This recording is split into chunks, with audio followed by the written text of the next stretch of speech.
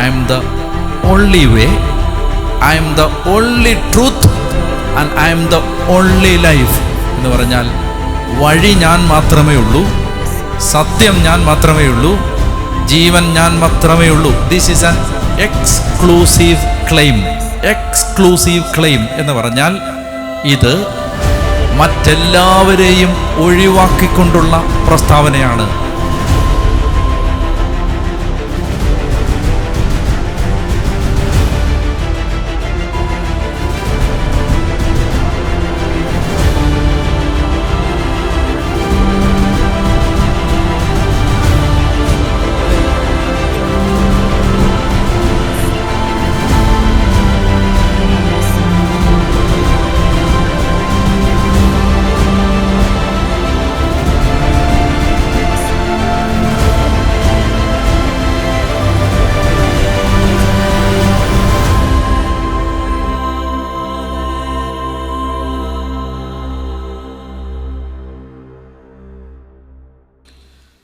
നമ്മുടെ രക്ഷയെക്കുറിച്ച് നമുക്ക് നിശ്ചയം ഉണ്ടാവണം. നമ്മുടെ രക്ഷയെക്കുറിച്ച്, അതായത് നമ്മൾ രക്ഷിക്കപ്പെട്ടോ, നമ്മൾ സ്വർഗത്തിൽ പോകുമോ? സാധാരണ മനുഷ്യൻ്റെ ആത്മീയ ഭാഷയിൽ പറഞ്ഞാൽ സ്വർഗത്തിൽ പോകുമോ, അല്ലെങ്കിൽ സ്വർഗത്തിൽ പോകുമെങ്കിൽ എന്തുകൊണ്ട്? നമുക്ക് നിത്യ രക്ഷ കിട്ടുമോ? അപ്പം അങ്ങനെ ഈ നിത്യരക്ഷ കിട്ടുമെങ്കിൽ എങ്ങനെയാണ് എനിക്ക് രക്ഷ കിട്ടുന്നത്? രക്ഷയെക്കുറിച്ചുള്ള അറിവ്. പറഞ്ഞേ ഹല്ലേലൂയ. അതായത് ഇത്തരം സംസാരങ്ങൾ നമ്മുടെ ജീവിതത്തിൽ സാധാരണയായിട്ട് കുറവാണ്, ശരിയല്ലേ? അതായത് ഇത്തരം കാര്യം നമ്മൾ കൂടുതലും പറയുന്നത്, അല്ലെ കൂടുതലും കേൾക്കുന്നത് എന്താണ്? മറ്റു കാര്യങ്ങൾ, നമുക്ക് രക്ഷയുടെ പുറത്തുള്ള മറ്റ് ചില കാര്യങ്ങളാണ് നമ്മൾ കൂടുതലും കേൾക്കുന്നത്. എന്നാൽ രക്ഷയെക്കുറിച്ചുള്ള സംസാരം, ഡിസ്കഷൻസ് കുറവാണ്. അപ്പോൾ നമ്മൾ ഇന്ന് നമുക്ക് ലഭിച്ചിരിക്കുന്ന രക്ഷയെക്കുറിച്ച് ഞാൻ ഒരു പെട്ടെന്ന് ഓടിച്ച് പറയാനുള്ള സമയമുള്ളൂ നമുക്ക്, എങ്കിലും അതൊന്ന് വേഗത്തിൽ പറഞ്ഞു പോകാൻ ഞാൻ ആഗ്രഹിക്കുകയാണ്. ഇത് നമുക്ക് പലതരത്തിലാണ് നമ്മളെ സഹായിക്കുന്നത്. ഇത് അറിഞ്ഞാൽ ഉള്ള ഗുണം എന്താണ്? ഒന്ന്, നമ്മുടെ രക്ഷയെക്കുറിച്ച് നമുക്ക് വലിയ സന്തോഷം തോന്നും. മാർപ്പാപ്പ പറയുന്നത് പോലെ സുവിശേഷത്തിൻ്റെ ആനന്ദം നമുക്ക് അനുഭവിക്കാൻ പറ്റും. സുവിശേഷം തരുന്ന ആനന്ദം അനുഭവിക്കാൻ പറ്റും. പിന്നെ നമുക്ക് നമ്മുടെ രക്ഷ എത്ര വലിയ ദാനമാണ് എന്നറിയുമ്പോൾ നമുക്ക് നമ്മളെ രക്ഷിച്ചവനോട് ഒത്തിരി സ്നേഹം ഉണ്ടാവും. പിന്നെ അതിൻ്റെ മൂന്നാമത്തെ ഒരു റിസൾട്ട് എന്ന് പറഞ്ഞാൽ, നമുക്ക് ഇത്ര വലിയ രക്ഷ നമുക്ക് ദൈവം തന്നെങ്കിൽ ആ രക്ഷ പങ്കുവെക്കാനുള്ള ആഗ്രഹം കൂടും. ഇതൊക്കെ ശരിക്കും രക്ഷയെക്കുറിച്ച് അറിഞ്ഞാൽ മാത്രമേ നടക്കൂ. അപ്പോൾ അതുകൊണ്ട് നമുക്ക് യൂദാസിൻ്റെ ലേഖനം, ജൂഡ്, അതിൽ 3-ാമത്തെ വാക്യം വായിക്കാം. യൂദാസിൻ്റെ ലേഖനം 3-ാമത്തെ വാക്യം. യൂദാസിൻ്റെ ലേഖനം 3-ാമത്തെ വാക്യം വായിക്കാവോ? പ്രിയപ്പെട്ടവരെ, നമുക്ക് പൊതുവായി ലഭിച്ചിരിക്കുന്ന രക്ഷയെക്കുറിച്ച് നിങ്ങൾക്ക് എഴുതുവാൻ ഞാൻ അതിയായി ആഗ്രഹിച്ചിരിക്കുകയായിരുന്നു. കണ്ടോ, അപ്പസ്തോലന്മാർ ജനങ്ങൾക്ക് എഴുതുമ്പോൾ, അപ്പസ്തോലന്മാർ തങ്ങളുടെ വിശ്വാസത്തിന് ഏൽപ്പിച്ച് നൽകപ്പെട്ട ജനത്തോട് സംസാരിക്കുമ്പോൾ അപ്പസ്തോലന്മാർ എപ്പോഴും സംസാരിച്ചിരുന്നത് എന്തിനെക്കുറിച്ചാണ്? രക്ഷയെക്കുറിച്ചാണ്. ഒന്നുകൂടെ വായിക്കാമോ ആ വാക്യം? പ്രിയപ്പെട്ടവരെ, നമുക്ക് പൊതുവായി ലഭിച്ചിരിക്കുന്ന രക്ഷയെക്കുറിച്ച് നിങ്ങൾക്ക് എഴുതുവാൻ ഞാൻ അതിയായി ആഗ്രഹിച്ചിരിക്കുകയായിരുന്നു. ഇപ്പം യൂദാസിലേക്ക് പറയുകയാണ്, പക്ഷേ എനിക്കങ്ങനെ എഴുതാൻ പറ്റിയില്ല. കാരണം അപ്പോഴാണ് ചില പ്രശ്നങ്ങൾ സഭയിൽ എൻ്റെ കണ്ണിൽ പെട്ടത്. അപ്പോൾ അതുകൊണ്ട് ആ പ്രശ്നത്തെ ഞാൻ ഇപ്പോൾ അഡ്രസ്സ് ചെയ്ത് എഴുതുകയാണ്. പിന്നെ രക്ഷയെക്കുറിച്ച് ഞാൻ പിന്നീട് വിശദമായിട്ട് നിങ്ങൾക്ക് എഴുതിക്കൊള്ളാം എന്നാണ് അദ്ദേഹം ഈ പറയുന്നത് ഇവിടെ. എന്നെ ശ്രദ്ധിച്ചേ. അപ്പോൾ അപ്പസ്തോലന്മാരുടെ ഒരു കൺസേൺ ആയിരുന്നു രക്ഷയെക്കുറിച്ച് ആളുകളോട് പറയണം. യേശുവിലൂടെ വന്ന രക്ഷയുടെ വിശദാംശങ്ങൾ പങ്കുവെക്കണമെന്നത് അപ്പസ്തോലന്മാരുടെ ആഗ്രഹമായിരുന്നു. അപ്പോൾ അത് പത്രോസിൽ ഞാനൊരു ആമുഖമായിട്ട് ഇതൊന്ന് വായിക്കുന്നതേ ഉള്ളൂ. കാരണം ഇത് അപ്പസ്തോലന്മാരുടെ ഒരു കൺസേൺ ആയിരുന്നു എന്നുള്ളത് നമ്മൾ അറിയണം. പത്രോസിൻ്റെ 2-ാം ലേഖനം, 2 Peter chapter 1, 2 പത്രോസ് 1-ാം അധ്യായം, 2 പത്രോസ് 1-ാം അധ്യായം 3-ാമത്തെ വാക്യം. 2 പത്രോസ് 1-ാം അധ്യായം 3-ാമത്തെ വാക്യം. തൻ്റെ മഹത്വത്തിലേക്കും ഔന്നത്യത്തിലേക്കും നമ്മെ വിളിച്ചവനെക്കുറിച്ചുള്ള പൂർണ്ണമായ അറിവിലൂടെ നമ്മുടെ ജീവിതത്തിനും ഭക്തിക്കും ആവശ്യമായതെല്ലാം അവൻ്റെ ദൈവിക ശക്തി നമുക്ക് പ്രദാനം ചെയ്തിരിക്കും. അതായത് നമ്മളെ മഹത്വത്തിലേക്കും ഔന്നത്യത്തിലേക്കും വിളിച്ചവനെക്കുറിച്ചുള്ള അറിവ്, അതിനെക്കുറിച്ചാണ് അപ്പസ്തോലൻ സംസാരിക്കുന്നത്. എന്നിട്ട് താഴോട്ട് വരുമ്പോൾ 12-ാമത്തെ വാക്യം വായിച്ചേ. 12-ാമത്തെ വാക്യം. നിങ്ങൾ ഇക്കാര്യങ്ങൾ അറിയുകയും നിങ്ങൾക്ക് ലഭിച്ചിരിക്കുന്ന സത്യത്തിൽ ഉറച്ചു നിൽക്കുകയും ചെയ്യുന്നെങ്കിലും അവയെക്കുറിച്ച് എപ്പോഴും നിങ്ങളെ ഞാൻ ഓർമ്മിപ്പിച്ചുകൊണ്ടിരിക്കും. ഇതാ വലിയ മുക്കുവൻ, പ്രഥമ ഇടയൻ, സഭയുടെ തലപ്പത്തിരിക്കുന്ന ആള് ദൈവജനത്തോട് പറയുകയാണ്, നിങ്ങൾക്കിതെല്ലാം അറിയാം. എന്ത്? യേശുവിലൂടെ കൈവന്ന രക്ഷയുടെ വിശദാംശങ്ങൾ നിങ്ങൾക്ക് അറിയാമെങ്കിലും ഞാൻ എന്ത് ചെയ്യും? ഞാൻ എപ്പോഴും നിങ്ങളെ ഇത് തന്നെ പറഞ്ഞ് ഓർമ്മിപ്പിച്ചുകൊണ്ടിരിക്കും. നിങ്ങൾക്ക് ഇക്കാര്യങ്ങൾ അറിയാമെങ്കിലും നിങ്ങൾ സത്യത്തിൽ ഉറച്ചു നിൽക്കുകയും ചെയ്യുന്നുണ്ടെങ്കിൽ അവയെക്കുറിച്ച് എപ്പോഴും ഞാൻ നിങ്ങളെ ഓർമ്മിപ്പിച്ചുകൊണ്ടിരിക്കും. 13-ാമത്തെ വാക്യം, ഞാൻ ഈ കൂടാരത്തിലായിരിക്കുന്നിടത്തോളം കാലം. എന്താണ് ഈ കൂടാരം? ഈ ശരീരം. ഞാൻ ജീവിച്ചിരിക്കുന്നിടത്തോളം കാലം, ഞാൻ ഈ കൂടാരത്തിലായിരിക്കുന്നിടത്തോളം കാലം ഓർമ്മപ്പെടുത്തൽ വഴി നിങ്ങളെ ഉണർത്തുന്നത് ഉചിതം. അതായത് രക്ഷയെക്കുറിച്ച് സംസാരിച്ച് നിങ്ങളെ ഉണർത്തുന്നത് ഉചിതമാണെന്ന് ഞാൻ വിചാരിക്കുന്നു. അടുത്തത് എന്തെന്നാൽ, നമ്മുടെ കർത്താവായ യേശു ക്രിസ്തു എനിക്ക് വെളിപ്പെടുത്തി തന്നിട്ടുള്ളതുപോലെ ഈ കൂടാരത്തിൽ നിന്നുള്ള എൻ്റെ വേർപാടിൻ്റെ സമയം അടുത്തെത്തിരി. എന്ന് പറഞ്ഞാൽ എന്താ? അധികം താമസിക്കാതെ ഞാൻ മരിക്കും. അടുത്ത വാക്യം, എൻ്റെ വേർപാടിന് ശേഷവും. അതായിരുന്നു അപ്പോസ്തലന്മാരുടെ കൺസെപ്റ്റ്. ഞാൻ മരിച്ചു കഴിഞ്ഞാലും നിങ്ങൾ ഓർക്കാൻ വേണ്ടത് ചെയ്തിട്ടേ ഞാൻ മരിക്കൂ. ഹല്ലേലൂയ. മനസ്സിലായോ? ഞങ്ങൾ അതാണ് യൂട്യൂബിലൂടെ ചെയ്തുകൊണ്ടിരിക്കുന്നത്. ഞങ്ങൾ മരിച്ചാലും ഇത് നിങ്ങൾ കേൾക്കണം. ഹല്ലേലൂയ. മനസ്സിലായില്ലേ? അതായത് ഞാൻ ഈ കൂടാരത്ത്, അപ്പോസ്തലൻ പറയാണ്, ഞാൻ മരിച്ചാലും നിങ്ങളിത് ഓർക്കാൻ വേണ്ടത് ചെയ്തിട്ടേ ഞാൻ മരിക്കൂ. മനസ്സിലായോ? ചില ആളുകൾ അങ്ങനല്ലേ, മരിക്കുന്ന സമയത്ത് മനുഷ്യൻ നശിക്കാനുള്ള എല്ലാം ചെയ്തു വെച്ചിട്ട് മരിക്കൂ, അല്ലേ? സ്വത്ത് മുഴുവൻ അനാഥാലയത്തിൽ എഴുതി വെച്ചിട്ട് മക്കളെ വഴിയാധാരാക്കിയിട്ട് മരിച്ചു. അങ്ങനെ മരിച്ചല്ല. ഇവിടെ പറയാണ്, ഞാൻ മരിച്ചു കഴിഞ്ഞാൽ ഇതെല്ലാം നിങ്ങൾ ഓർക്കാൻ വേണ്ടത് ചെയ്തിട്ട് ഞാൻ മരിക്കൂ. അതായിരുന്നു അവരുടെ കൺസെൽ. ഊണിലും ഉറക്കത്തിലും നിദ്രയിലും ജാഗരണത്തിലും പ്രാണവായു പോലെ, ശ്വാസം പോലെ, ജീവൻ പോലെ കൊണ്ടു നടന്നത് എന്തെന്നറിയാമോ? യേശുവിലൂടെ കൈവന്ന രക്ഷയെക്കുറിച്ച് നിങ്ങൾ അറിയണം. അതുകൊണ്ട് ഒരു ക്രിസ്ത്യാനിയുടെ ഫണ്ടമെന്റൽ ഡ്യൂട്ടിയാണ് എന്ത്? നമുക്ക് കൈവന്നിരിക്കുന്ന രക്ഷയുടെ എല്ലാ വിശദാംശങ്ങളും അറിയണം. അവർക്ക് പറഞ്ഞേ ഹല്ലേലൂയാ. അതുകൊണ്ട് യേശുവിന് വേണ്ടി ജീവിതം സമർപ്പിച്ച പൗലോസ് അപ്പോസ്തലൻ അദ്ദേഹം 1 കൊരിന്തോസ് 2:2 അദ്ദേഹം പറയുന്നുണ്ട്. 1 കൊരിന്തോസ് 2:2 വായിച്ചേ.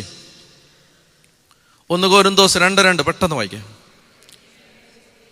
നിങ്ങളുടെ ഇടയിൽ വായിച്ചേ. 1 കൊരിന്തോസ് 2:2 നിങ്ങളുടെ ഇടയിലായിരുന്നപ്പോൾ യേശുക്രിസ്തുവിനെ കുറിച്ചല്ലാതെ, അതും ക്രൂശിതനായവനെ കുറിച്ചല്ലാതെ മറ്റൊന്നും അറിയേണ്ടതില്ലെന്ന് ഞാൻ തീരുമാനിച്ചു. ശ്രദ്ധിച്ചേ.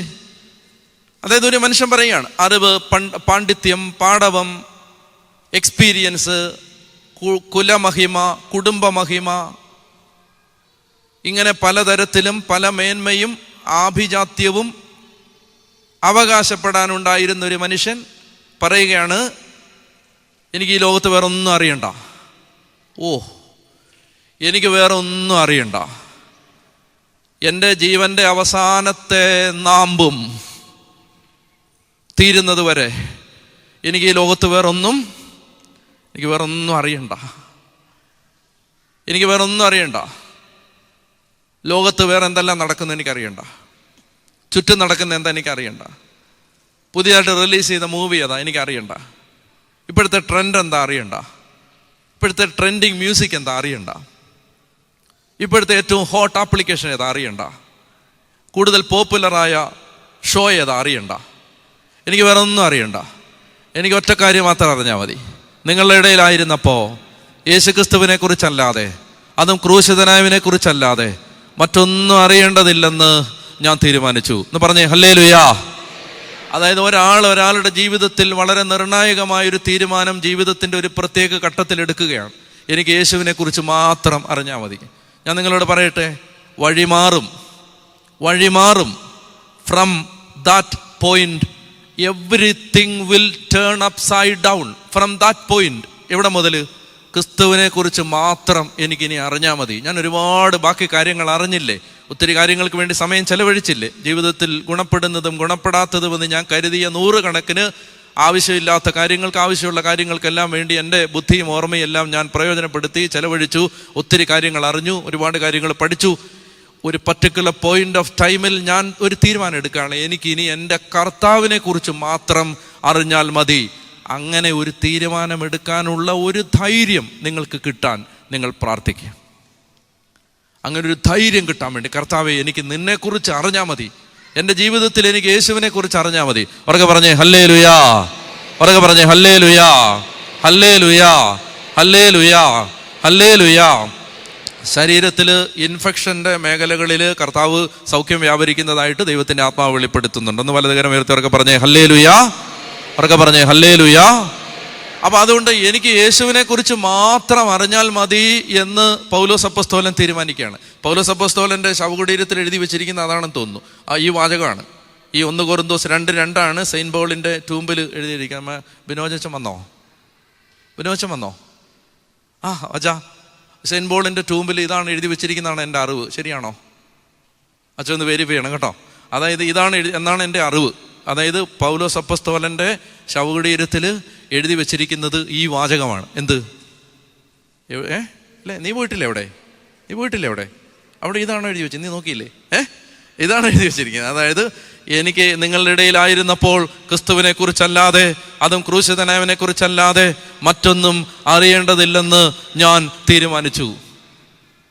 എനിക്ക് യേശുവിനെ കുറിച്ച് അറിഞ്ഞാൽ മതി. അപ്പം നമ്മുടെ രക്ഷയെക്കുറിച്ച് നമ്മൾ അറിയണം. അത് വളരെ പ്രധാനപ്പെട്ട കാര്യമാണ്. അപ്പോൾ അതാണ് എനിക്ക് ആമുഖമായിട്ട് അതിനെക്കുറിച്ച് പറയാനുള്ളത്. നമ്മൾ നമ്മുടെ രക്ഷയെക്കുറിച്ച് അറിയണം. അപ്പോൾ രക്ഷയെക്കുറിച്ച് അറിയുമ്പോൾ ഞാനൊരു 4-5 ആശയങ്ങൾ അതിനെക്കുറിച്ച് പറയാൻ പെട്ടെന്ന് നമുക്ക് പറഞ്ഞു തീർക്കണം എന്നുള്ളതുള്ളൂ. ഒന്നാമത്തെ കാര്യം നമ്മുടെ അനേകം പേരുടെ ഉള്ളിൽ ഒരു രക്ഷയുടെ സന്തോഷം അനുഭവിക്കാൻ പറ്റാത്തതിൻ്റെ കാരണം നമുക്കൊരു ധാരണയുണ്ട് നമ്മൾ സ്വയം രക്ഷപ്പെടുമെന്ന്. അപ്പോൾ രക്ഷയെ സംബന്ധിക്കുന്ന ഒന്നാമത്തെ അറിവ്, അപ്പസ്തോലന്മാർ രക്ഷയെക്കുറിച്ച് പഠിപ്പിച്ചപ്പോൾ അവർ ഒന്നാമത് പഠിപ്പിച്ചത് ലോകത്തൊരു മനുഷ്യനും സ്വയം രക്ഷപ്പെടാൻ കഴിയില്ല. ഒന്ന് പറയാവോ? ലോകത്തൊരു മനുഷ്യനും സ്വയം രക്ഷപ്പെടാൻ കഴിയും. അപ്പം രക്ഷ എന്നതുകൊണ്ട് എന്താണ് ഉദ്ദേശിക്കുന്നത്? നിത്യജീവൻ, ദൈവത്തിൻ്റെ അടുത്തെത്തുക, ദൈവത്തെ കാണുക, സ്വർഗത്തിലെത്തുക. ഇതാണ് രക്ഷ. Salvation means meeting God. Salvation means reaching the presence of God after death. ഈ ലോകത്തും മരണാനന്തര ജീവിതത്തിലും ദൈവത്തിൻ്റെ സംസർഗത്തിലെത്ത്, അല്ലെങ്കിൽ ദൈവത്തെ മുഖാഭിമുഖം കാണുക എന്നുള്ളതാണ് രക്ഷ. ആണോ?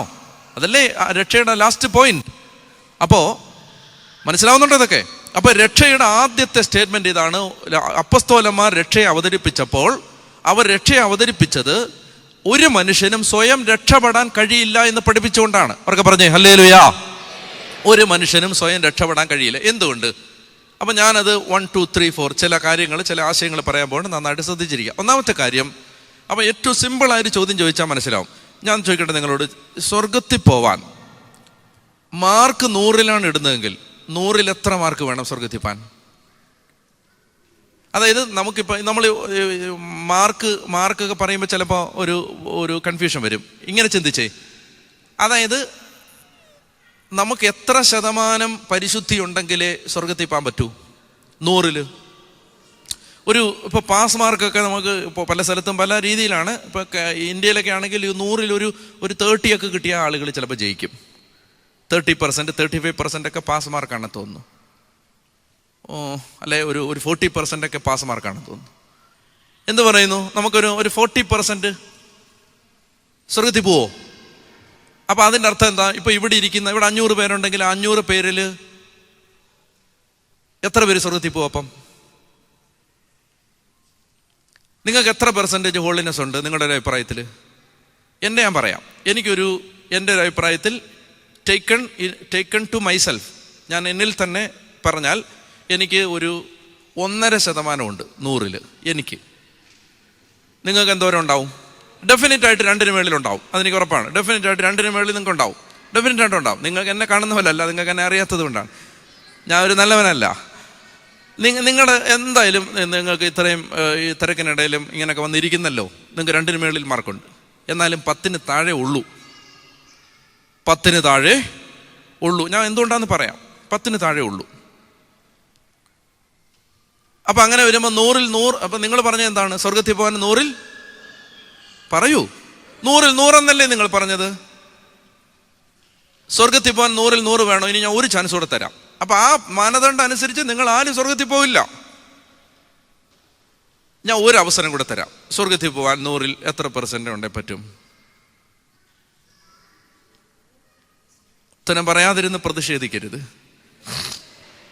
സ്വർഗത്തിൽ പോകാൻ 100-ൽ എത്ര മാർക്ക് വേണം? ഒരു ചാൻസ് കൂടെ തരാം. 50?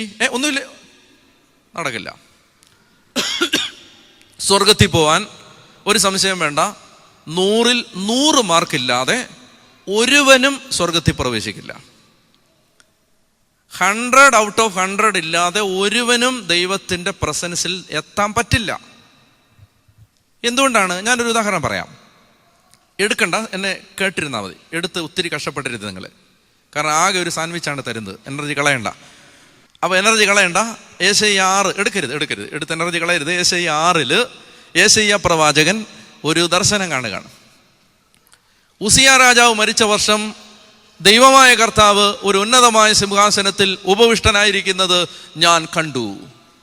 യെശയ്യാ എന്ന് പറഞ്ഞാൽ നാട്ടിലെ നല്ല നടപ്പുകാരൻ, കൊള്ളാവുന്നവൻ, നന്മയുള്ളവൻ, വിശുദ്ധൻ, നാട്ടിലെ നല്ല ഭക്തൻ. ആ ഭക്തൻ ഒരു ദർശനം കാണുകയാണ്. അദ്ദേഹം ഒരു നല്ലവനാണ് എന്നുള്ളതിന് നല്ലവരുടെ ലക്ഷണം എന്താണ്? നല്ലവരുടെ ലക്ഷണം, നല്ലവർ ബാക്കി എല്ലാവരും മോശക്കാരാണെന്ന് പെട്ടെന്ന് കണ്ടുപിടിക്കും. അവരാണ് നല്ലവരുടെ ഒരു പ്രധാനപ്പെട്ട ലക്ഷണം. അതാണ് യെശയ്യാ പ്രവചനം 5-ാം അധ്യായം വായിച്ചാൽ നിങ്ങൾക്ക് മനസ്സിലാവും. 5-ാം അധ്യായത്തിൽ അദ്ദേഹം ഒരു 7-8 കൂട്ടം ആളുകളുടെ കുറ്റം കണ്ടുപിടിക്കുന്നുണ്ട്. മറ്റാർക്കും വസിക്കാൻ ഇടം കിട്ടാത്ത വിധം വീടോട് വീട് ചേർത്ത് വയലോട് വയൽ ചേർത്ത് അതിന് മധ്യത്തിൽ മാളിക പണിത് തനിച്ച് വസിക്കുന്നവന് ദുരിതം.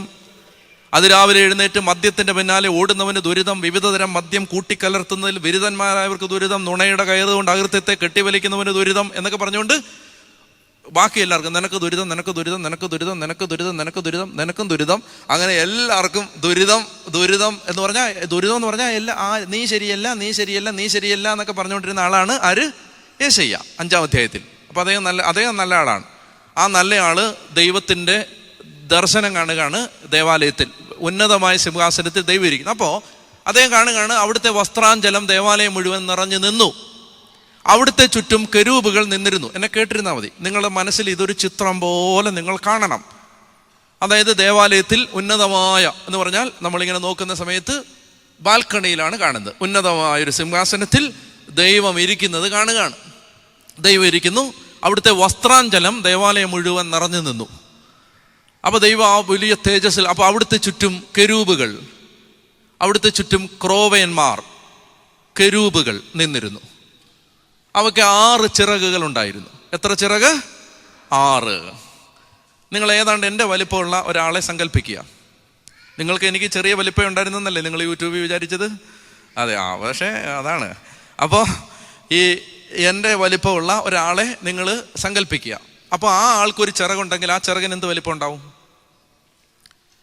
അറ്റ്ലീസ്റ്റ് എൻ്റെ കൈയിടത്ര നീളം കാണില്ലേ ഈ ചിറകിന്? പിന്നെ ആ ചിറകിന് കൈയിടത്ര നീളം ഉണ്ടെങ്കിൽ അതിൻ്റെ ഒരു വലിപ്പം നിങ്ങളുടെ മനസ്സിൽ ഇമാജിൻ ചെയ്തു. ഞാനിങ്ങനെ ചിറകടിച്ച് നിൽക്കുകയാണ്. അപ്പോൾ നിങ്ങൾ ഇമാജിൻ ചെയ്തേ. അപ്പോൾ ഏതാണ്ട് ആ ചിറക് തന്നെ, എൻ്റെ ഈ ചിറക് തന്നെ ഞാൻ ഇങ്ങനെ പിടിച്ച് എൻ്റെ മുഖം മറച്ചാൽ എത്ര ഭാഗം മറയും? ഒരു ഹാഫ് പോർഷൻ മറയില്ലേ? തീർച്ചയായിട്ടും മറയില്ലേ? ഈ ചിറക് കൊണ്ട് ഞാൻ മുഖം മറച്ച് പിടിച്ചാൽ ഹാഫ് പോർഷൻ മറയില്ലേ? അപ്പോൾ ഈ കെരൂബിന് നന്നായി ശ്രദ്ധിക്കണം, മനസ്സിൽ അത് പിക്ചറൈസ് ചെയ്യുക. ആ കെരൂബിന് 6 ചിറകുണ്ട്. അതിലെ 2 ചിറക് കൊണ്ട് അത് മുഖം മൂടിയിരുന്നു. 2 ചിറക് കൊണ്ട് പാദം മൂടിയിരുന്നു എന്ന് പറഞ്ഞാൽ അടുത്ത ഹാഫ് പോർഷനും കൂടെ മൂടിയില്ലേ? അപ്പോൾ യഥാർത്ഥത്തിൽ ഈ കെരൂബ് നിൽക്കുന്നത്, മുസ്ലിം സ്ത്രീകൾ പർദ്ദ ധരിച്ച പോലാണ് യഥാർത്ഥത്തിൽ കെരൂബുകൾ നിൽക്കുന്നത്. യഥാർത്ഥത്തിൽ അങ്ങനെയാണ് നിൽക്കുന്നത്. കാരണം അത് കംപ്ലീറ്റ്ലി കവേർഡാണ്. ഈ 4 ചിറക് കൊണ്ട് ശരീരം മുഴുവൻ മൂടിയിരിക്കുകയാണ്. ശരീരം മുഴുവൻ മൂടിയിട്ട് ഈ കെരൂബ് അവര് വേറെ ഇന്ന സ്റ്റാൻഡിങ് പൊസിഷൻ അവർ നിൽക്കുകയായിരുന്നോ? അവർ പറക്കുകയായിരുന്നു, ഫ്ലട്ടർ അവനിക്ക് പറന്ന് കിടക്കാണ് എന്ന് പറഞ്ഞാൽ അവർ റെസ്റ്റ്ലെസ് ആണ് എന്നല്ലേ? അവർ കർത്താവ് ഇങ്ങനെ ഇരിക്കുന്ന സമയത്ത് അപ്പോൾ മര്യാദയ്ക്ക് അവർ അടങ്ങി ഒതുങ്ങി ആമേൻ കൊറിയലാശോനൊക്കെ പറഞ്ഞ് നിന്നോടെ അവർക്ക്. അവരെന്താണ് നിൽക്കാത്തത്? അവർ പറന്ന് കിടക്കുകയാണ്. അവർ പറന്ന് കിടക്കുമ്പോൾ എന്താ അവർ പറയുന്നത്?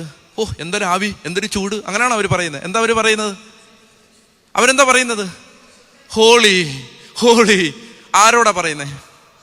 ആരോടാ പറയുന്നേ? ആരോടാ പറയുന്നേ? അല്ല, ഞാനിത് ആരോടാ പറയുന്നേ? ആ ദൈവത്തോട് അല്ലേ? അല്ല, അവർ ദൈവത്തോടല്ല പറയുന്നത്. പിന്നെ പരസ്പരം എന്നാ പറയുന്നത്. One said to another. പരസ്പരം പറയുകയാണ്. എന്ത് പറയുന്നു? Holy holy. അതെന്തിനാ പരസ്പരം പറയുന്നേ? നിങ്ങൾ ശ്രദ്ധിച്ചോണം. ദൈവത്തിൻ്റെ പരിശുദ്ധി, ആ ഉന്നതമായ സിംഹാസനത്തിൽ ദൈവം ഇങ്ങനെ ഇരിക്കുന്ന സമയത്ത് ആ പരിശുദ്ധിയുടെ മുമ്പിൽ ക്രോവേന്മാർക്ക് നിൽക്കാൻ പറ്റാത്തതുകൊണ്ട് പറന്നു കിടന്നിട്ട് അവരെന്താ വെപ്രാളത്തിൽ പറയാണ്, പരിശുദ്ധൻ പരിശുദ്ധൻ പരിശുദ്ധൻ, നിൽക്കാൻ വയ്യടാ പരിശുദ്ധൻ. ഇങ്ങനെ അതാണ് മനസ്സിലായി. അല്ലാതെ പരിശുദ്ധൻ പരിശുദ്ധൻ എന്ന് നമ്മൾ പറയുന്ന പോലെ അല്ല അവർ പറയുന്നത്. അവർ പറയാണ് ഹോളി ഹോളി. പിടികിട്ടിയോ? അതെന്തിനാ അങ്ങനെ പറയുന്നേ? മര്യാദയ്ക്ക് അവിടെ കാണും സൈഡിൽ ഒരു സ്ഥലത്ത് അവർക്കൊരു പൊസിഷനുണ്ട്. കരൂപൊക്കെയാണ്, കാര്യം ശരിയാണ്, മര്യാദയ്ക്ക് അടങ്ങി ഒതുങ്ങി നിന്നോണം, അവിടെ നിന്നോണം, നീ പൊസിഷൻ മാറരുത്, നീയും മാറരുത്, അങ്ങനെയൊക്കെ പറഞ്ഞ് ദൈവത്തിൻ്റെ ഒരു സിസ്റ്റം ഉണ്ടാക്കിക്കൂടെ? ഇവരെന്തിനാണ് ഇങ്ങനെ വെപ്രാളപ്പെട്ട് ഓടി നടക്കുന്നത്? എന്താ കാര്യം പറയൂ. നിങ്ങൾക്ക് അതിൽ നിന്ന് എന്ത് മനസ്സിലായി? അതായത് പരമപരിശുദ്ധനായ ദൈവത്തിൻ്റെ പ്രസൻസ്, ആ പ്രസൻസിൻ്റെ ഏറ്റവും അടുത്ത് നിൽക്കുന്ന പരിശുദ്ധിയിൽ പരിശുദ്ധനായ മാലാഖയ്ക്ക് പോലും നിൽക്കാൻ പറ്റുന്നില്ല. അതാണ് ഹോളിനെസ്. അവിടെയാണ് ഈ ആപ്പയും ഊപ്പയും പറയുന്നത് ഞങ്ങൾ പോവുമെന്ന്, ഞങ്ങൾ പോവുമെന്ന്. നീ പോവും, ഞങ്ങൾ പോവുമെന്നാണ് പറയുന്നത്. ഞങ്ങൾ പോവും. ആരൊക്കെ ഉണ്ട് സ്വർഗത്തിൽ? ഞങ്ങൾ പോവും. അങ്ങനെ അമ്മയും കാണും.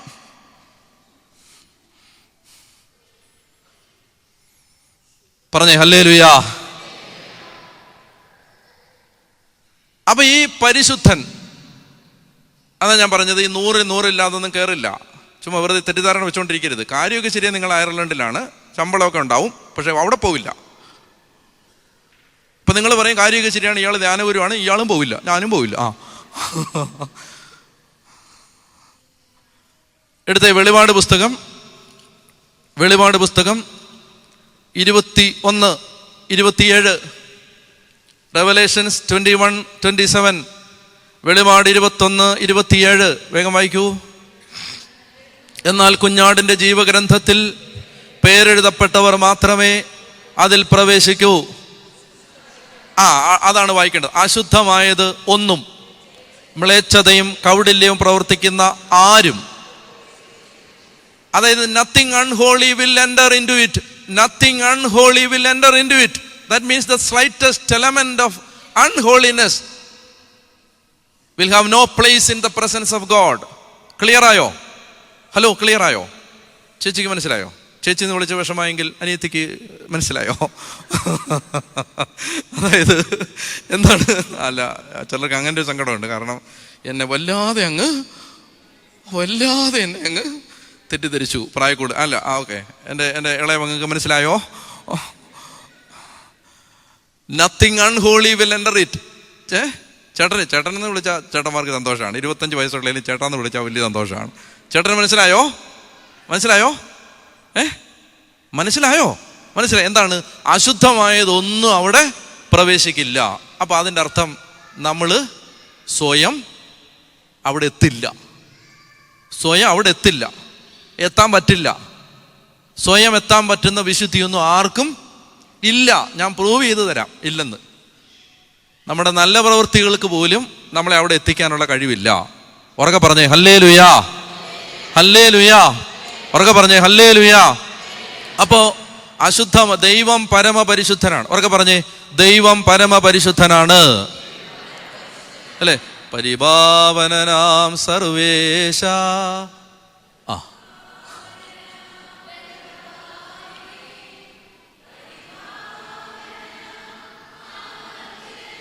അത്രേ ഉള്ളൂ. അതാണ് പരിപാവനനാണ്. പരിപാവനൻ ദൈവമേ, അങ്ങ് പരമ പരിശുദ്ധനാണ്, അല്ലേ? എന്താണ് ലാറ്റിൻ കുർബാനയിൽ? Lord you are holy indeed, the fount of all holiness. Make therefore these gifts by sending down your spirit upon. അങ്ങനെ കണ്ടാണ്. ഓക്കെ, അപ്പോൾ എന്താണ്? You are holy indeed. ദൈവമേ, അങ്ങ് പരമ പരിശുദ്ധനാണ്, അല്ലേ? പരിപാവനനാ സർവേശ. മലങ്കര കുർബാനയിൽ ഞങ്ങൾ പ്രാർത്ഥിക്കും, ദൈവമേ നീ പരിശുദ്ധനാകുന്നു, യു ആർ ഹോളി. അപ്പൊ ദൈവം പരമപരിശുദ്ധൻ. കൃത്യമായിട്ട് മനസ്സിലാക്കിയിരിക്കണം. നിത്യജീവൻ ദൈവത്തിൻ്റെ പ്രസൻസാണ്. നിത്യജീവൻ ദൈവത്തിൻ്റെ അടുത്തെത്തുകയാണ്. നിത്യജീവൻ ദൈവത്തെ മുഖാമിമുഖം കാണുകയാണ്. ഇന്ന് നാം അല്ലേ എടുക്കണ്ട, എഴുതി വെച്ചോ, 2 കൊരിന്തോസ് 3-ാം അധ്യായത്തിലുണ്ട്. ഇന്ന് നമ്മൾ കണ്ണാടിയിലെന്ന പോലെ അവ്യക്തമായി കാണുന്നു, എന്നാൽ അന്ന് നമ്മൾ മുഖത്തോട് മുഖം കാണും. ദൈവത്തെ നമ്മൾ ഇന്ന് കണ്ണാടിയിൽ എന്ന പോലെ അവിടുത്തെ മുഖം കാണുന്ന നമ്മൾ മഹത്വത്തിൽ ഓക്കെ. അപ്പോൾ നമുക്ക് ദൈവത്തെ നേരിട്ട് കാണുന്നതാണ് നിത്യജീവൻ, അവിടുത്തെ ബയാറ്റിഫിക് വിഷൻ, അവിടുത്തെ മഹത്വത്തോടെ കാണാൻ പറ്റുന്ന ഒരവസ്ഥ, അതാണ് നിത്യജീവൻ. അവിടെ എത്താൻ എനിക്ക് പറ്റില്ല. I'm unworthy, unqualified, I'm not eligible. ഇത്രയും നിങ്ങൾക്ക് മനസ്സിലായോ? ദൈവം പരമപരിശുദ്ധനാണ്. അവർക്ക് പറഞ്ഞേ, ദൈവം പരമപരിശുദ്ധനാണ്. അപ്പൊ ഈ പരിശുദ്ധിയാണ് യേശയ്യ ദേവാലയത്തിൽ വെച്ച് കാണുകയാണ്. ഈ ക്രോവേന്മാര് പോലും നിൽക്കാൻ പറ്റാതെ കിടന്നിങ്ങനെ വിറച്ചുകൊണ്ട് പരിശുദ്ധൻ പരിശുദ്ധൻ പരിശുദ്ധൻ എന്ന് അങ്ങനെ വെപ്രാളപ്പെട്ട് പറന്ന് നടക്കുമ്പോ യേശയ്യായിക്ക് ജീവിതത്തിൽ ആദ്യമായി ഒരു തിരിച്ചറിവുണ്ടായി. യോ, ഞാൻ വിചാരിച്ചതുപോലെ ഒന്നും അല്ല ദൈവം പരമപരിശുദ്ധനാണ്. ഞാൻ സാധാരണ പറയുന്ന ഒരു ഉദാഹരണം എന്തെന്നറിയാമോ? സൂര്യൻ നിങ്ങൾക്ക് ഇവിടെ അയർലൻഡിലൊക്കെ സൂര്യൻ ഉദിക്കുന്ന കാണാവോ? സൂര്യൻ ഉദിക്കുന്നത് അല്ല സൂര്യൻ തലയ്ക്ക് മേളിൽ നിൽക്കുന്ന കാണാതിരിക്കും അല്ലേ? കാണാവോ? കാണാം. നിങ്ങളെങ്ങനെ ഇങ്ങനെ ഈ മരപ്പാവുകളെ പോലെ ആയിപ്പോയത് എങ്ങനെയാണ്? ഇത് ഇവിടെ പ്രത്യേകിച്ച് എന്തെങ്കിലും അതിന് കാരണമുണ്ടോ? അല്ല, സാധാരണ ലോകത്തുള്ള എല്ലാ മനുഷ്യരും പിന്നെ നമ്മളോട് ഇഷ്ടമില്ലാത്തവർ പോലും യെസ് ഓർ നോ മറുപടി പറയും. ഇതെന്തെങ്കിലും ചോദിച്ചാലും ഇത്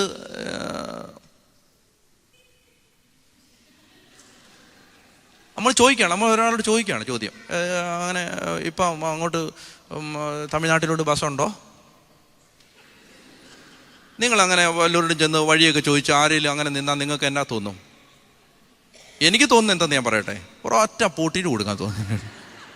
ഞാനൊരു സാധാരണ മലയാളി ആയതുകൊണ്ടാണ്. നിങ്ങൾ അയർലൻഡിൽ വന്ന നല്ല മാന്യങ്ങളായതുകൊണ്ട് ഞാനൊരു സാധാരണ ലോക്കലാണ്. എനിക്ക് ഭയങ്കര അങ്ങനെയൊക്കെ കാണുമ്പോൾ ഭയങ്കര ഒരു വല്ലാത്ത ഒരു ദേഷ്യം വരും.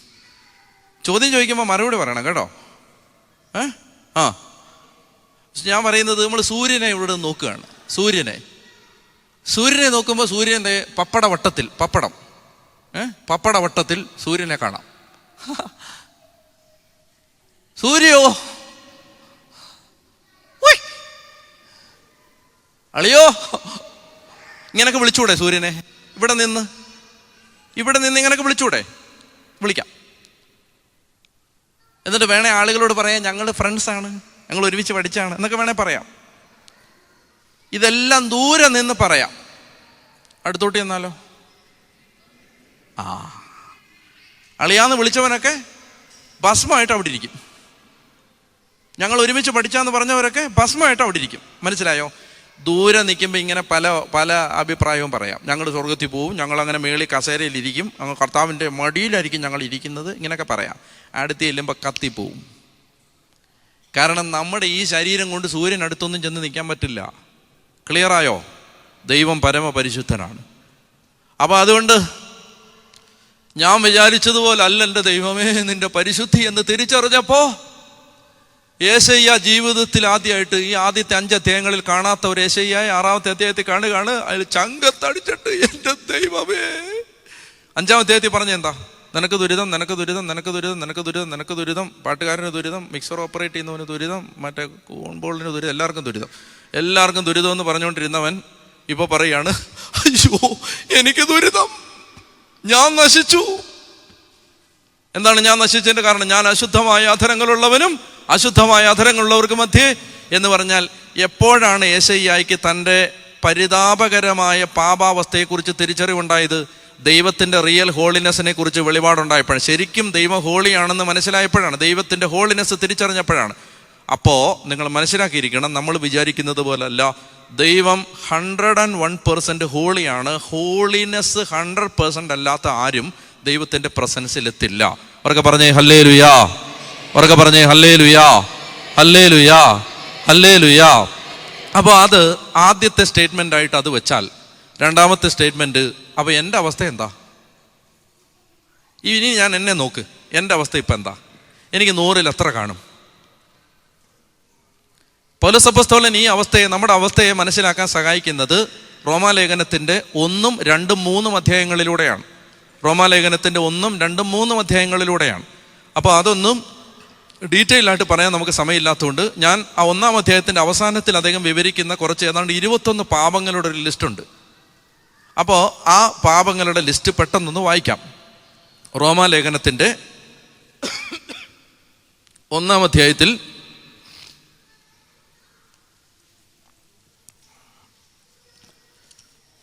റോമാലേഖനം 1-ാം അധ്യായം 28 മുതൽ ഉറക്കെ വായിക്കാം. ദൈവത്തെ അംഗീകരിക്കുന്നത് പോരായ്മയായി അവർ കരുതിയത് നിമിത്തം അധമ വികാരത്തിനും അനുചിത പ്രവൃത്തികൾക്കും ദൈവം അവരെ വിട്ടുകൊടുത്തു. അവരെല്ലാ തരത്തിലുമുള്ള, ഇനി ഓരോന്നും ശ്രദ്ധിക്കണം, ഓരോന്നും വായിക്കുമ്പോൾ അത് എന്നിലുണ്ടോയെന്ന് നോക്കണം. എന്നിലെന്ന് പറഞ്ഞാൽ ഫാദർ ഡാനിയലിലല്ല, വായിക്കുന്ന ആളിൽ. മനസ്സിലായോ? അതായത് ഓരോന്നും വായിക്കുന്ന സമയത്ത് ഈ പറയുന്ന അവർ അനീതി അങ്ങനെയൊക്കെ പറഞ്ഞ് ലിസ്റ്റ് വായിക്കുമ്പോൾ അത് എന്നിലുണ്ടോ എന്ന് പരിശോധിക്കണം. എന്നിട്ട് എത്ര എണ്ണം ഉണ്ടെന്ന് എന്നോടൊന്ന് പറയണം. അവസാനം അത്ര പറഞ്ഞാൽ മതി. എത്ര എണ്ണം ഉണ്ടെന്നൊന്ന് പറയണം. ഓക്കെ, ഓരോരുത്തരായിട്ട് പറയണം. ഞാൻ ആദ്യം പറഞ്ഞു തുടങ്ങും, എന്നിട്ട് നിങ്ങൾ ബാക്കി പറഞ്ഞാൽ മതി. നമ്മൾ പറയാൻ പോകും, 5-6 പേരെങ്കിലും പറയണം എത്ര എണ്ണം ഉണ്ടെന്ന്. വായിക്കാം. അവർ അനീതിയും ദുഷ്ടതയും അത്യാഗ്രഹവും തിന്മയും നിറഞ്ഞവരാണ്. അസൂയ, കൊലപാതകം, ഏഷണി, കലഹം, വഞ്ചന, പരദ്രോഹം എന്നിവയിൽ അവർ മുഴുകുന്നു. അവർ പരദൂഷകരും ദൈവനിന്ദകരും ധിക്കാരികളും ഗർവിഷ്ഠരും പൊങ്ങച്ചക്കാരും തിന്മകൾ ആസൂത്രണം ചെയ്യുന്നവരും മാതാപിതാക്കളെ അനുസരിക്കാത്തവരും ബുദ്ധിഹീനരും അവിശ്വസ്തരും ഹൃദയശൂന്യരും കരുണയില്ലാത്തവരും ആയിത്തീർന്നു. 20 എണ്ണം ഉണ്ട്. 20 എണ്ണം. ഞാൻ തുടങ്ങാം. ഓരോരുത്തരും അവർക്ക് കിട്ടിയ സ്കോർ പറയണം. ഞാൻ തുടങ്ങാം. 20. എൻ്റെ മാർക്ക് 20. ഇനി നിങ്ങൾ പറ. അത് താഴെയാണ് നിങ്ങളെല്ലാം. എനിക്ക് 20. ഞാൻ 20 കിട്ടി. നമ്പർ 1 1-ാം സ്ഥാനം അടിച്ചെടുത്തിരിക്കുകയാണ്. 20. നിങ്ങൾ ഇതിൽ എത്ര എണ്ണം ഉണ്ട് നിങ്ങൾക്ക്? 19. കൊലപാതകം ചെയ്തിട്ടില്ല. വല്ലവരെയും കുറിച്ച് പരദൂഷണം പറഞ്ഞിട്ടുണ്ടോ? ഉണ്ട്. അപ്പം 20.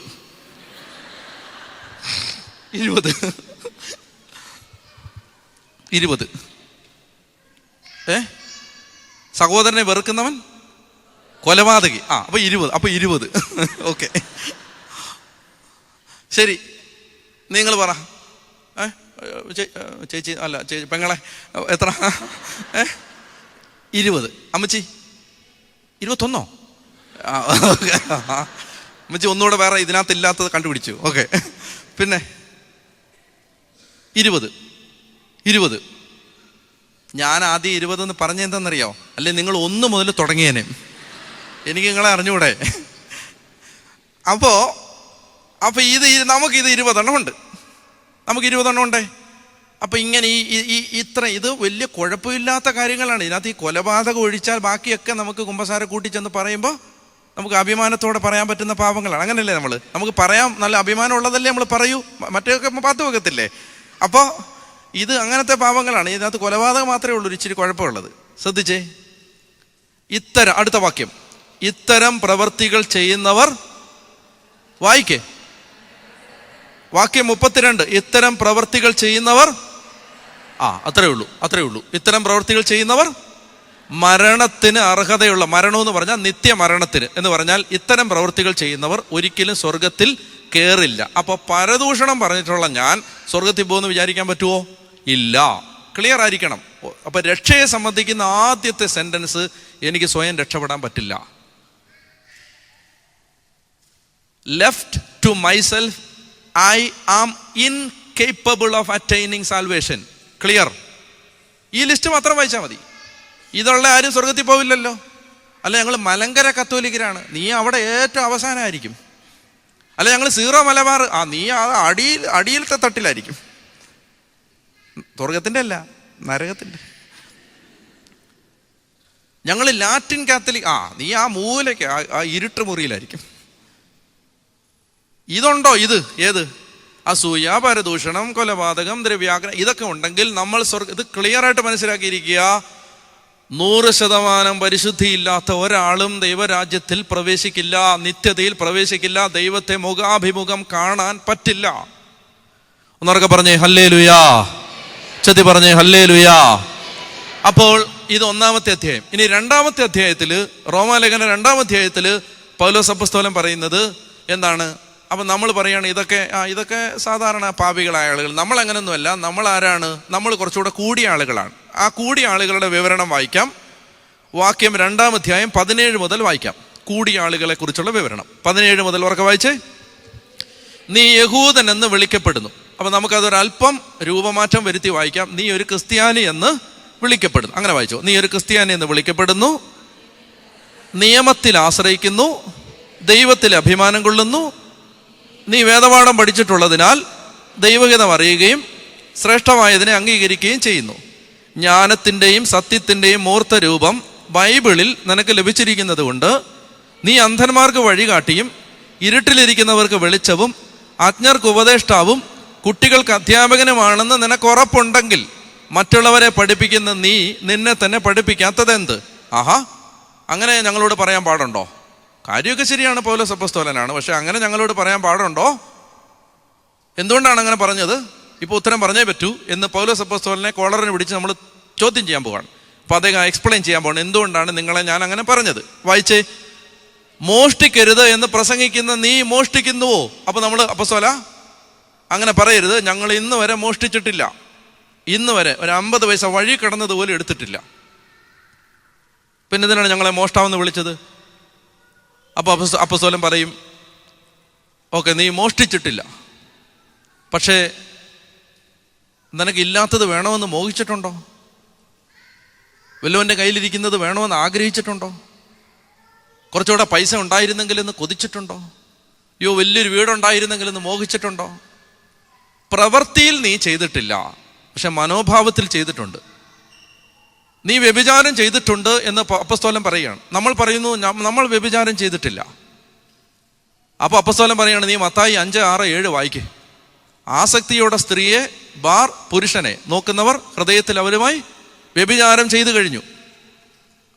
അങ്ങനെ നോക്കിയിട്ടുണ്ടോ? അങ്ങനെ നോക്കിയിട്ട് ഉണ്ട്. അപ്പോൾ വ്യഭിചാരം ചെയ്തു, വെരി ഗുഡ്. മോഷ്ടിച്ചു, ഞങ്ങൾ കൊന്നിട്ടൊന്നുമില്ല. കോപിച്ചിട്ടുണ്ടോ? ഉണ്ട്. എന്നാൽ പിന്നെ അത് ആ ലിസ്റ്റിലാണ്. കൊന്നു.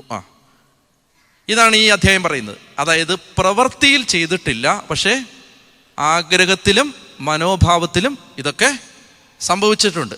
നിങ്ങൾ ശ്രദ്ധിച്ചേ, നമ്മുടെ ഉള്ളിലുള്ളതെല്ലാം നമ്മൾ പുറത്ത് കാണിക്കാറുണ്ടോ? ഞാൻ പറയും, നമ്മുടെ ഉള്ളിലുള്ള മനോഭാവങ്ങൾ ഉള്ളിൽ വരുന്നത് പോലെ നിങ്ങൾ പുറത്ത്. ഇപ്പം നിങ്ങൾക്ക് ഞാൻ ഓരോന്ന് പറയുമ്പോൾ നിങ്ങളുടെ ഉള്ളിൽ തോന്നുന്നതെല്ലാം നിങ്ങൾ പുറത്ത് കാണിച്ചാൽ ഈ ധ്യാനം എനിക്ക് കണ്ടിന്യൂ ചെയ്യാൻ പറ്റില്ല. കാരണം ഈ പാതി വഴി നിർത്തിയിട്ട് പോകേണ്ടി വരും, ഇല്ലേ? എനിക്ക് നിങ്ങളെക്കുറിച്ച് തോന്നുന്നതെല്ലാം ഞാൻ പറയാൻ തുടങ്ങിയാലോ, നിങ്ങൾ പറയും ഇയാൾ ഇനി കൂടുതൽ പ്രസംഗിക്കണ്ടെന്ന് പറയും. കാരണം അതുപോലാണ് എനിക്ക് തോന്നുന്ന പലതും. അപ്പോൾ നമ്മൾ നമ്മുടെ ഉള്ളിൽ വരുന്ന, ഇപ്പം എൻ്റെ ഉള്ളിൽ രാവിലെ ഞാൻ എഴുന്നേറ്റ മുതൽ രാത്രി ഉറങ്ങാൻ പോകുന്നത് വരെ ഇവിടെ ഒരു സ്ക്രീൻ വെച്ചിട്ട് തെളിഞ്ഞാൽ ഈ ജോൺ ബോൾ നാളെ മുതൽ എൻ്റെ കൂടെ ധ്യാനത്തിന് വരുമോ? വരുത്തില്ല. കാരണം എന്താണ്? ഇത്രയും വൃത്തികെട്ടവനായിരുന്നു.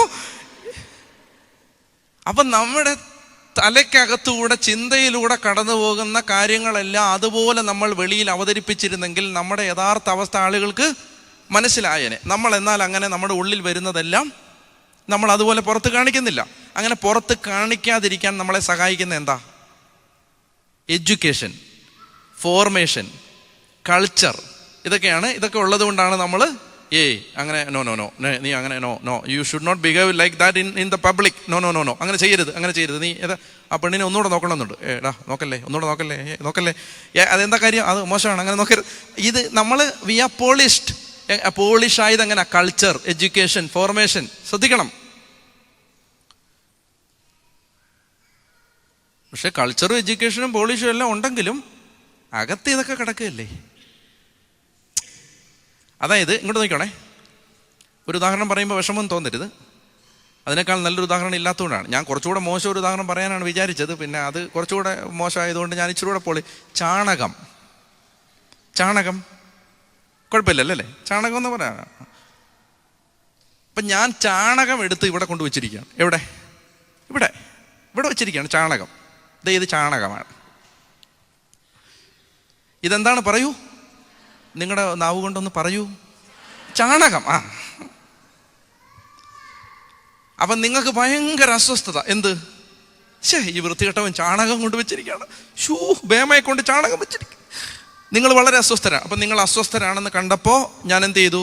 അയ്യോ, സോറി, ഞാൻ അങ്ങനെ ചെയ്തുകൂടായിരുന്നു. ഇപ്പം നിങ്ങൾക്ക് ആർക്കും ഒരു അസ്വസ്ഥതയില്ല. എന്താ കാരണം?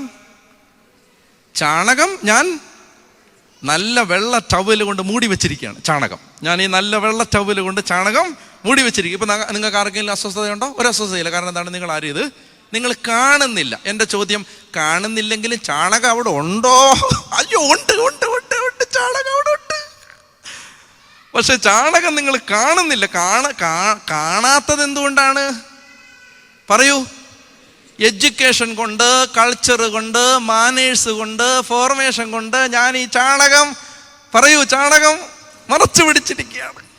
ശരിയല്ലേടാ? ശരിയല്ലേ? ഇതല്ല ഈ അസൂയ, വൈരാഗ്യം, വെറുപ്പ്, കുശുമ്പ്, പന്നത്തരം, കന്നത്തരം, ദ്രവ്യാഗ്രഹം, ഇതെല്ലാം ഈ ചാണകം മുഴുവൻ നമ്മുടെ അകത്തുണ്ട്. ഉണ്ടോ? നമ്മളതെല്ലാം എന്ത് ചെയ്ത് നല്ല ചുരിദാർ കൊണ്ട് മറച്ചു വെച്ചിരിക്കുക. നല്ല ലോകയിട്ട് മറച്ചു പിടിച്ചിരിക്കുകയാണ്. ചോദ്യം, ചാണകം പക്ഷെ അവിടെ ഉണ്ടോ? നിങ്ങൾ പറ, ഉണ്ടോ? അപ്പം ഈ ചാണകം ആൾത്താരെ കയറ്റി വെക്കാൻ പറ്റുമോ? പറ.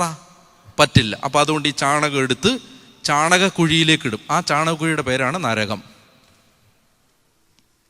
ഈ ചാണകക്കുഴിയിൽ ഇടാൻ പറ്റൂ. അത് ചാണകക്കുഴിയിലേക്ക് ഇടും. അതിൻ്റെ പേരാണ് നരകം. ചാണകം എടുത്ത് വല്ലൊരു ആൾത്താരെ കൊണ്ടുവെക്കുമോ? ചാണകം എടുത്ത് ദൈവത്തിൻ്റെ പ്രസൻസിൽ കൊണ്ടുപോകാൻ പറ്റുമോ? അതാണ് ഞാൻ പറഞ്ഞത്, നമുക്ക് സ്വയം രക്ഷപ്പെടാൻ കഴിയും. ക്ലിയറായോ? ആദ്യത്തെ സ്റ്റേറ്റ്മെൻറ്റ് ക്ലിയറായോ? ഒരു മനുഷ്യനും നമ്മുടെ ഇപ്പോഴത്തെ ഈ മനുഷ്യൻ്റെ, നമ്മുടെ കാറ്റഗിസം ഓഫ് ദ കാത്തലിക്, എനിക്ക് ഇതൊക്കെ ഞാനൊരു 5 ദിവസം കൊണ്ട് പഠിപ്പിക്കുന്ന കാര്യമാണ്. ഞാൻ 2 മണിക്കൂർ കൊണ്ട് പഠിപ്പിക്കാൻ പോണത്. അപ്പോൾ അതുകൊണ്ട് ഞാൻ ഈ ഓടിപ്പോവാണ്. അപ്പോൾ കാറ്റഗിസം ഓഫ് ദ കാത്തലിക് ചർച്ചിൽ നമ്മുടെ ഈ അവസ്ഥയെക്കുറിച്ച് പറയുന്ന മുറിവേറ്റ മനുഷ്യ പ്രകൃതി എന്നാണ്. Wounded human nature.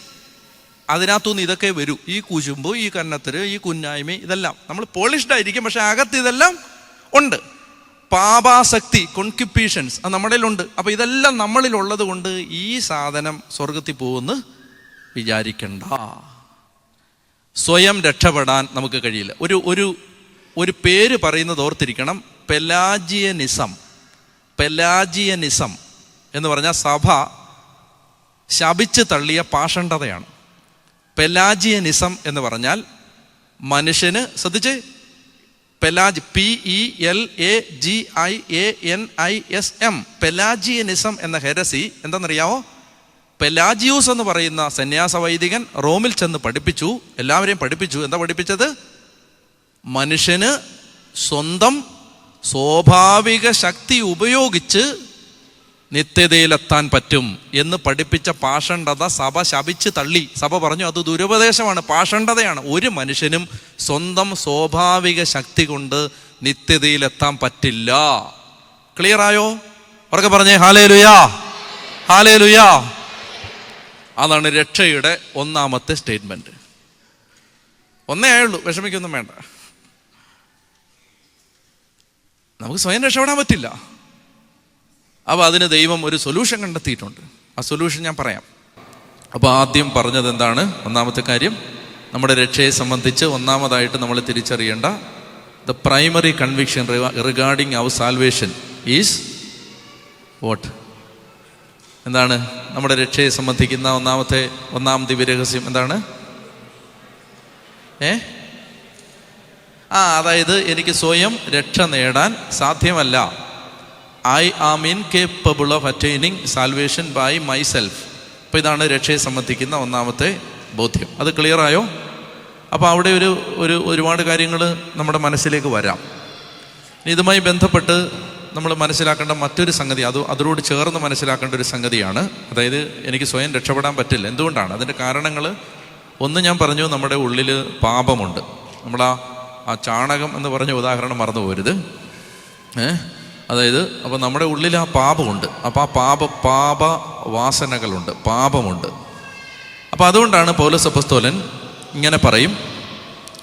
റോമാലേഖനം 7-ാം അധ്യായത്തിൽ പറയും, റോമാലേഖനം 7-ാം അധ്യായത്തിൽ പറയും, ഞാൻ ആഗ്രഹിക്കുന്ന നന്മയിൽ എടുത്തു. അത് റോമാലേഖനം 7-ാം അധ്യായം 14 മുതൽ വായിക്കും. റോമൻസ് 7:14, റോമർ 7:14 മുതൽ ഉറക്കെ വായിക്കുക. റോമർ 7:14 മുതൽ വായിക്കാം.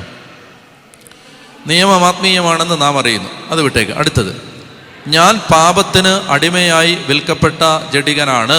എന്നോട് പറഞ്ഞേ, ഞാൻ പാപത്തിന് അടിമയായി വിൽക്കപ്പെട്ട ജഡികനാണ്. ഞാൻ ചെയ്യുന്ന പ്രവൃത്തികൾ തന്നെ എനിക്ക് മനസ്സിലാകുന്നില്ല. ആരായി പറയുന്നേ? പൗലോസ് അപ്പോസ്തലനാണ് പറയുന്നത്. അതായത് ആ കാലഘട്ടത്തിൽ യേശുവിന് വേണ്ടി ജീവിതം അപ്പാടെ സമർപ്പിച്ച് സർവ അവലംബങ്ങളും ലോകത്തിൽ നിന്ന് ഉപേക്ഷിച്ച് ലോകത്തിൽ നിന്ന് പിൻവാങ്ങിയ ഒരു മനുഷ്യനാണ് പറയുന്നത്, ഞാൻ ചെയ്യുന്ന പ്രവൃത്തികൾ തന്നെ എനിക്ക് മനസ്സിലാവുന്നില്ല. എന്തെന്നാൽ ഞാൻ ഇച്ഛിക്കുന്നതല്ല, വെറുക്കുന്നതാണ് ഞാൻ പ്രവർത്തിക്കുന്നത്. ഞാൻ ഇച്ഛിക്കാത്തത് വായിക്കേ, ഞാൻ ഇച്ഛിക്കാത്തത് പ്രവർത്തിക്കുന്നെങ്കിൽ നിയമം നല്ലതാണെന്ന് ഞാൻ സമ്മതിക്കുന്നു. എന്നാൽ ഇപ്പോൾ അങ്ങനെ പ്രവർത്തിക്കുന്നത് ഞാനല്ല, എന്നിൽ കുടികൊള്ളുന്ന പാപമാണ്. ഒന്ന് പറയാവോ? എന്നിൽ കുടികൊള്ളുന്ന പാപം പറ. അതായത് അപ്പോസ്തലൻ പറയുകയാണ്, ഞാൻ ആഗ്രഹിക്കുന്ന നന്മയല്ല, ആഗ്രഹിക്കാത്ത തിന്മയാണ് ഞാൻ ചെയ്തു പോകുന്നത്. നന്മ ആഗ്രഹിക്കാൻ എനിക്ക് പറ്റും, പക്ഷെ എനിക്ക് പ്രവർത്തിക്കാൻ പറ്റുന്നില്ല. കാരണം എന്താണ്? ഞാൻ അങ്ങനെ പ്രവർത്തിക്കാൻ പറ്റാത്ത വിധത്തിൽ എന്നെ തടയുന്നത് എന്നിൽ കുടികൊള്ളുന്ന പാപമാണ്. എന്നിട്ട് അദ്ദേഹം പറയാണ്, എന്നിൽ വായിക്കേ. അതായത് എവിടെയാണ്? അവിടെയാണ്. അതായത് എന്നിൽ, അതായത് എൻ്റെ ശരീരത്തിൽ എന്ന് പറഞ്ഞാൽ ഇൻ മൈ ഫ്ലഷ്, എൻ്റെ ശരീരത്തിൽ. ശരീരം എന്ന് ഫ്ലഷ് എന്ന് ബൈബിളിൽ പറയുമ്പോൾ അത് ബോഡി പ്ലസ് മൈൻഡാണ്. ഈ ബോഡി ഫിസിക്കൽ ബോഡി മാത്രമല്ല, body plus mind is equal to flesh. അപ്പോൾ in my body as well as in my mind എന്താണ്? പാപം വസിക്കുകയാണ്. വായിക്കാവോ? എന്നിൽ, അതായത് എൻ്റെ ശരീരത്തിൽ നന്മ വസിക്കുന്നില്ലെന്ന് ഞാൻ അറിയുന്നു. 19 വായിച്ചേ. ഇച്ഛിക്കുന്ന നന്മയല്ല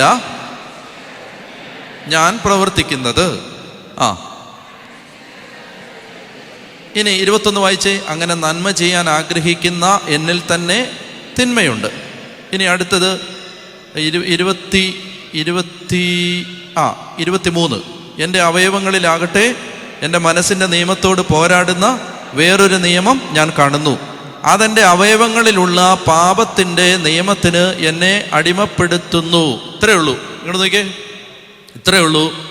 അതായത് നമ്മൾ നന്മ ചെയ്യണമെന്ന് ആഗ്രഹിച്ചാൽ തന്നെ നന്മ ചെയ്യാൻ പറ്റാത്ത വിധം നമ്മളെ ഹാൻഡിക്യാപ്പ് ചെയ്യുന്ന, നമ്മളെ വീക്കൻ ചെയ്യുന്ന, നമ്മളെ ഡിസേബിൾഡ് ആക്കുന്ന ഒരു പവർ നമ്മുടെ ഫ്ലഷിലുണ്ട്. അതാണ് ഈ പറയുന്നത്. ഉദാഹരണം ഞാൻ പറയുമ്പോൾ പെട്ടെന്ന് മനസ്സിലാവും. ഇപ്പം നിങ്ങളിവിടെ എഴുന്നേറ്റ് നിന്നിട്ട് പറഞ്ഞു, father Daniel stop this nonsense. അപ്പം ഞാൻ ഞെട്ടി. അതെന്താ അങ്ങനെ പറഞ്ഞേ? I ask you to stop this rubbish. അപ്പോൾ ഞാൻ പറഞ്ഞു, അതങ്ങനെ പറയാൻ പാടില്ലല്ലോ. അപ്പോൾ ആ ആള് അല്ലെ നിങ്ങൾ പറയാണ്, ഇനി ഒരു വാക്കൂടെ പറഞ്ഞ അച്ഛനെ ഞാൻ തല്ലും. അപ്പോൾ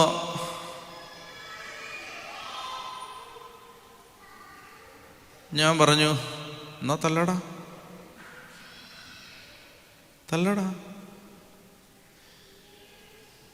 അപ്പോൾ അയാൾ വന്നിട്ട് ഒറ്റ തല്ലുമെന്ന് വിചാരിച്ചല്ല ഞാൻ പറഞ്ഞേ, പക്ഷെ അയാൾ തല്ലി.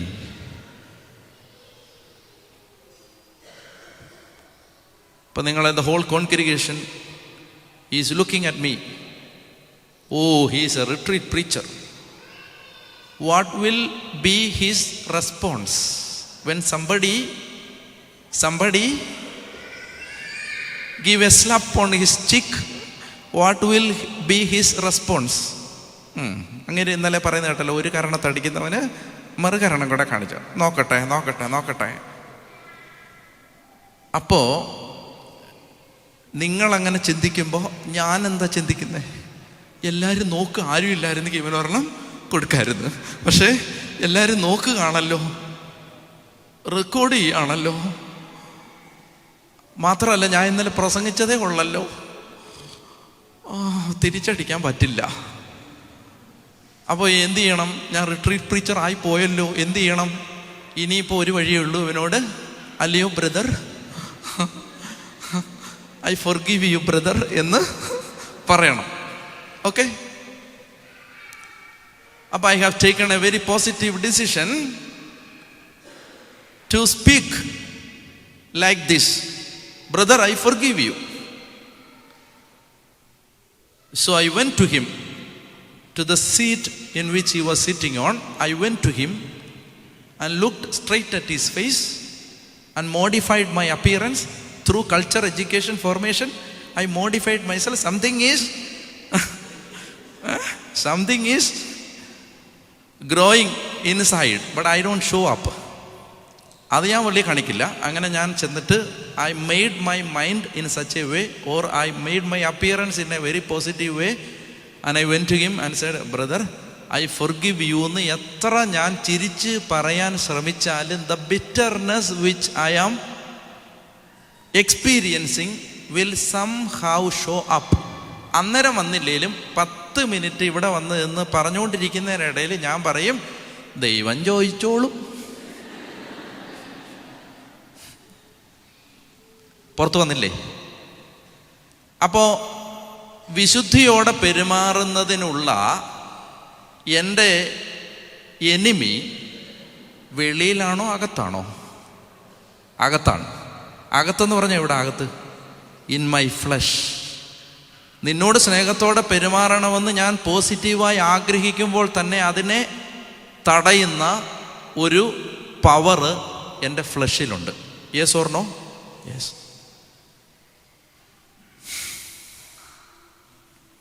അതാണ് പറയുന്നത്, ഞാൻ ആഗ്രഹിക്കുന്ന നന്മയല്ല ആഗ്രഹിക്കാത്ത. നിങ്ങളാരെങ്കിലും നമ്മളിങ്ങനെ ഇരുന്ന് ഇനിയിപ്പം കുറച്ച് നേരം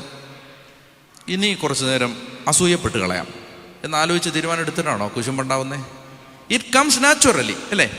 ഇനി കുറച്ച് നേരം ആസക്തി ഉണ്ടായി കളയാം എന്ന് പറഞ്ഞിട്ട് സ്വിച്ചിട്ടാണോ ആസക്തി ഉണ്ടാവുന്നേ? ആണോ? അല്ല, ഇറ്റ് കംസ് നാച്ചുറലി അല്ലേ? So from somewhere it comes up. So where is it? St. Paul says it is in my flesh. So like the catechism of the Catholic Church teaches, I have a wounded nature. എനിക്കൊരു മുറിവേറ്റ മനുഷ്യപ്രകൃതിയാണുള്ളത്. ആ മുറിവേറ്റ മനുഷ്യപ്രകൃതിയിൽ, ആ ഫ്ലഷിൽ ദൈവം ആഗ്രഹിക്കുന്ന പരിശുദ്ധിയുടെ എത്താൻ കഴിയാത്ത വിധം എന്നെ പിടിച്ച് താഴോട്ട് വലിക്കുന്നൊരു പവറുണ്ട് എൻ്റെ ഫ്ലഷിൽ. അതാണ് പാപാസക്തി, കോൺക്യുപ്പീഷൻസ്, പാപാസക്തി. പറഞ്ഞേ ഹല്ലേലൂയാ, ഉറക്കെ പറഞ്ഞേ ഹല്ലേലൂയാ. അപ്പോൾ അതുകൊണ്ട് ഞാൻ എത്ര ചാടിയാലും, എൻ്റെ ഈ ശരീരം കൊണ്ട് ഞാൻ എത്ര ചാടിയാലും ഇവിടം വരെയൊക്കെ എത്തും, 100 ആവുന്നില്ല. So that is a human predicament. അതാണ് മനുഷ്യൻ്റെ പരാധീനത. അപ്പം അങ്ങനെ ഒരു അവസ്ഥയിൽ ഞാൻ എന്നെ തന്നെ കണ്ടെത്തുകയാണ്. അപ്പം അത്രയും അവിടെ ഇരിക്കട്ടെ. ഇനി അടുത്തൊരു ഡയമെൻഷൻ. അപ്പം ഇങ്ങനെ ചിന്തിക്കുന്ന സമയത്ത് നമ്മൾ ആലോചിക്കുകയാണ്, അപ്പം നമ്മൾ ചെയ്ത നന്മ പ്രവൃത്തികളോ? നമ്മൾ കുറേ നന്മ പ്രവൃത്തികൾ ചെയ്തിട്ടില്ലേ? പാവപ്പെട്ടവർക്ക് വീട് വെച്ച് കൊടുത്തു, തുണിയില്ലാത്തവർക്ക് തുണി കൊണ്ട് കൊടുത്തു, പട്ടിണി കിടന്ന കുടുംബത്തെ സഹായിച്ചു, പിന്നെന്താണ്, പള്ളി പണിയാൻ സംഭാവന കൊടുത്തു, കൊടിമരം വെച്ച് കൊടുത്തു, പെരുന്നാൾ നടത്തി, അങ്ങനെ എന്തെല്ലാം കാര്യങ്ങൾ നമ്മൾ നന്മ പ്രവൃത്തികൾ ചെയ്തിട്ടുണ്ട്. അപ്പം നമ്മൾ ചെയ്ത നന്മ പ്രവൃത്തികളോ? അതെന്താണ്? അതൊന്നും കൗണ്ട് ചെയ്യില്ലേ? അതൊന്നും 100 ആവില്ലേ? ആ നന്മ, ഈ നന്മയ്ക്കൊരു പ്രോബ്ലം ഉണ്ട്. എന്താണ് നന്മ? എല്ലാ നന്മയ്ക്കും ഒരു പ്രശ്നമുണ്ട്. എന്താ? എനിക്കൊരു 10 ലക്ഷം രൂപ തന്നു. ഇപ്പം ചേച്ചി, ഒരു ഉദാഹരണം മാത്രമാണ്, എനിക്കറിയാം ചേച്ചി ഒരിക്കലും എനിക്ക് 10 ലക്ഷം രൂപ തരാൻ പാടില്ലെന്ന് എനിക്ക് നന്നായിട്ട് അറിയാം. വെറും ഉദാഹരണം. അപ്പോൾ ചേച്ചി എനിക്കൊരു 10 ലക്ഷം രൂപ തന്നു. ചേച്ചി മാത്രമല്ല, നിങ്ങൾ ആരും തരത്തില്ലെന്ന് എനിക്ക് അറിയാം. അപ്പോൾ ചേച്ചി എനിക്കൊരു 10 ലക്ഷം രൂപ തന്നു. അപ്പോൾ 10 ലക്ഷം രൂപ തന്നപ്പോൾ ചേച്ചി പറഞ്ഞു, അച്ഛാ, ഒരു കൈ ചെയ്യുന്നത് മറു കൈ അറിയരുതെന്ന് എനിക്ക് നിർബന്ധമുണ്ട്. അതുകൊണ്ട് ഞാൻ എൻ്റെ പ്രയർ ഗ്രൂപ്പിൽ മാത്രമേ പറഞ്ഞുള്ളൂ. ആരോട് പറയാതിരിക്കാൻ നമുക്ക് പറ്റത്തില്ല. കാരണം എന്താണ്, അത്രയൊന്നും പറ്റത്തില്ല നമുക്ക്. സാധാരണഗതിയിൽ ഞാൻ മനോരമ കൊടുക്കാമായിരുന്നു പതിവ്. ഇപ്പം ഞാൻ പ്രയർ ഗ്രൂപ്പിൽ മാത്രമേ പറഞ്ഞിട്ടുള്ളൂ. ഓക്കെ, 10 ലക്ഷം രൂപ വന്നു. 10 ലക്ഷം രൂപ വന്നിട്ട് പോകുമ്പോൾ ശ്രദ്ധിച്ചോണം. ഇപ്പോൾ ഒരു നന്മ പ്രവൃത്തിയാണോ ഇത്? ആണോ? ഇതിന് 100-ൽ എത്ര മാർക്കുണ്ട്? 100-ൽ ഇതിന് എത്ര മാർക്ക് കിട്ടും? ഈ ഒരു ഇൻഡിവിജ്വൽ ആക്ടിന് 100-ൽ മാർക്ക് കിട്ടാൽ എത്ര കിട്ടും? 100 കിട്ടണ്ടല്ലേ? 10 ലക്ഷം രൂപ നിങ്ങൾ 5 പൈസ പോലും സ്വത്രാഴ്ച പോലും ഇടാത്ത ടീമുകളാണ്. അന്നേരമാണ് ചേച്ചി 10 ലക്ഷം തന്നത്. ചേച്ചി 10 ലക്ഷം രൂപ വന്നു. 100-ൽ ഒരു 100 കിട്ടണ്ടല്ലേ? പറ, അതിനാ നിങ്ങൾക്ക് സമ്മതിക്കാൻ പ്രയാസം? 10 ലക്ഷം രൂപ തന്നത് 100-ൽ 100 കിട്ടാൻ 100 കിട്ടിയേനെ. പക്ഷെ കിട്ടില്ല. കാരണം എന്താണെന്നറിയാം? ഈ 10 ലക്ഷം തന്നിട്ട് പോകുമ്പോൾ ചേച്ചിക്ക് ഇങ്ങോട്ട് വന്നപ്പോൾ ഇല്ലാത്ത ഒരു സാധനം അകത്ത് കയറിയിട്ടുണ്ട്. എന്താണ്? അപ്പോൾ ഡാനിയൽ അച്ഛൻ്റെ ഒരു പുതിയ വീഡിയോ കാണുമ്പോൾ പറയും, ഇപ്പം മേക്കപ്പൊക്കെ ഇച്ചിരി കൂടുതലാന്ന് തോന്നുന്നു. എൻ്റെ 10 ലക്ഷം ഇരിക്കുകയല്ലേ കയ്യിൽ.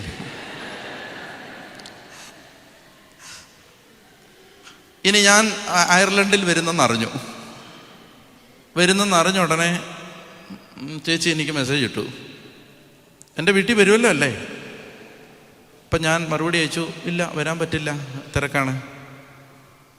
അപ്പോൾ ഉടനെ ചേച്ചി, നന്ദിയില്ലാത്തവൻ, 10 ലക്ഷം വാങ്ങിച്ചപ്പോൾ ഒരു ഉളുപ്പുമില്ലായിരുന്നു. എല്ലാം ഇതൊക്കെ തന്നെയാണ്. അതായത് 10 ലക്ഷം തരുന്നതിന് മുമ്പ് ചേച്ചിക്ക് ഇല്ലാതിരുന്ന ചില സാധനങ്ങൾ 10 ലക്ഷം തന്നതിന് ശേഷം ഉണ്ടായിട്ടുണ്ട്. ഇനി ഡാനിയലച്ചൻ ചേച്ചി എവിടെ കണ്ടാലും എഴുന്നേക്കണം. ചേച്ചി എവിടെ കണ്ടാലും ഷെയ്ക്ക് ഹാൻഡ് ചെയ്ത് ഹഗ് ചെയ്ത് ഇങ്ങനെ നിർത്തിയിട്ട്, എന്നെ ഒരുപാട് ഹെൽപ്പ് ചെയ്ത ചേച്ചിയാണ് എന്ന് ഞാൻ പറയണം. ശ്രദ്ധിച്ചേ, every good act is contaminated by pride. Every good act can be contaminated by pride. ചെയ്തു എന്നൊരു സാധനമുണ്ട്, ചെയ്തു എന്ന്. ഇപ്പം 100-ൽ എത്ര ഇതിന്? അര. 10 ലക്ഷം രൂപ ഉണ്ടായിരുന്നു, എന്തോരം എത്തപ്പോഴും വാങ്ങിച്ചതിനായിരുന്നു, വെറുതെ കൊണ്ട് കളഞ്ഞു. നിങ്ങൾക്ക് മനസ്സിലാവുന്നുണ്ടോ? നമ്മൾ ചെയ്തു എന്ന് അവകാശപ്പെടുന്ന എല്ലാ നന്മ പ്രവൃത്തികളുടെ പിന്നിലും ചെയ്തു എന്നൊരു അഹങ്കാരമുണ്ട്, പ്രതിഫലത്തിന് വേണ്ടിയുള്ള ആഗ്രഹമുണ്ട്. സമ്മതിക്കുമോ? സമ്മതിക്കുമില്ലയോ? സത്യസന്ധമായിട്ട് കണ്ണാടി നോക്കുന്നവരാണെങ്കിൽ സമ്മതിച്ചേ പറ്റൂ. നമ്മൾ ചെയ്തു എന്ന് അവകാശപ്പെടുന്ന എല്ലാ നല്ല പ്രവൃത്തികളുടെ പിന്നിലും പ്രതിഫലത്തിന് വേണ്ടിയുള്ള ആഗ്രഹമോ അഹങ്കാരമോ ഉണ്ട്. Yes or no? യെസ്. അപ്പം അതും പോയി കിട്ടി. മറ്റേത് അതാ വിചാരിച്ചത്, സ്വർഗത്തിൽ പോകുന്നു വിചാരിച്ചിരുന്നത്, അതുകൊണ്ടാണ്. അതും പോയി. അപ്പം ഞാൻ ഇത്രയും നേരം പറഞ്ഞ കാര്യങ്ങളുടെ വെളിച്ചത്തിൽ ഒരു കാര്യം നിങ്ങൾക്ക് വ്യക്തമായോ? എന്താണ്? ഞാൻ തന്നെ എന്തായാലും സ്വർഗത്തിൽ പോകാൻ പോകണില്ല. അതുകൊണ്ട് ഞാൻ നിത്യതയിലെത്തണമെങ്കിൽ, listen to me, the second very important statement, I need a saviour to be saved. I need a saviour to be saved. ഉറക്കെ പറ ഹല്ലേലൂയ. മനസ്സിലായി? That is the beauty of the Christian gospel. I have a saviour so that in order that I will inherit eternal life. ഉറക്കെ പറഞ്ഞേ hallelujah. എനിക്ക് സ്വയം രക്ഷപ്പെടാൻ പറ്റില്ല. എനിക്ക് രക്ഷപ്പെടണമെങ്കിൽ എന്നെ രക്ഷപ്പെടുത്താൻ ഒരു സഹായകൻ, ഒരു രക്ഷകൻ ആവശ്യമുണ്ട്.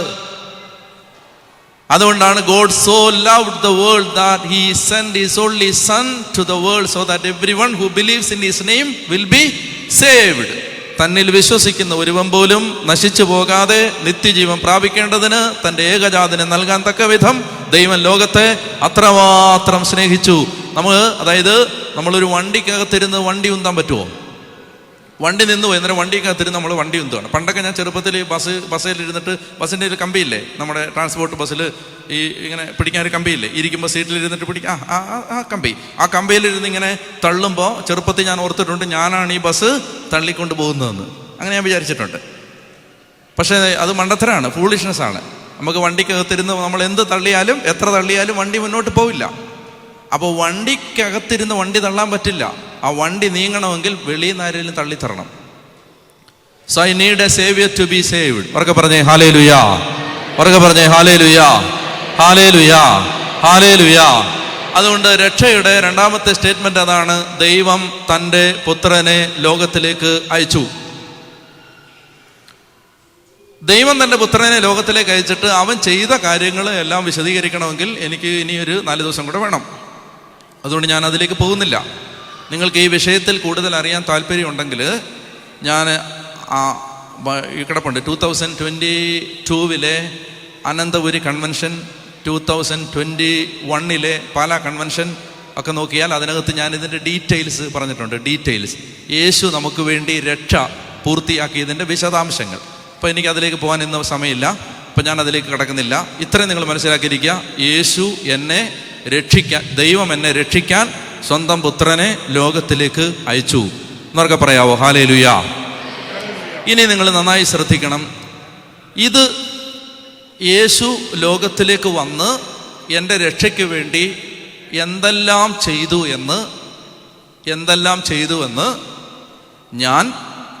ഞാൻ കംപ്ലീറ്റ് ദ സെൻറ്റൻസ്. അല്ലെങ്കിൽ ഇത് ഇങ്ങനെ ചിന്തിച്ചേ, എല്ലാവരും ശ്രദ്ധിക്കണേ. അതായത് അപ്പം ഞാൻ രക്ഷപ്പെടുന്നത് എങ്ങനെയാ?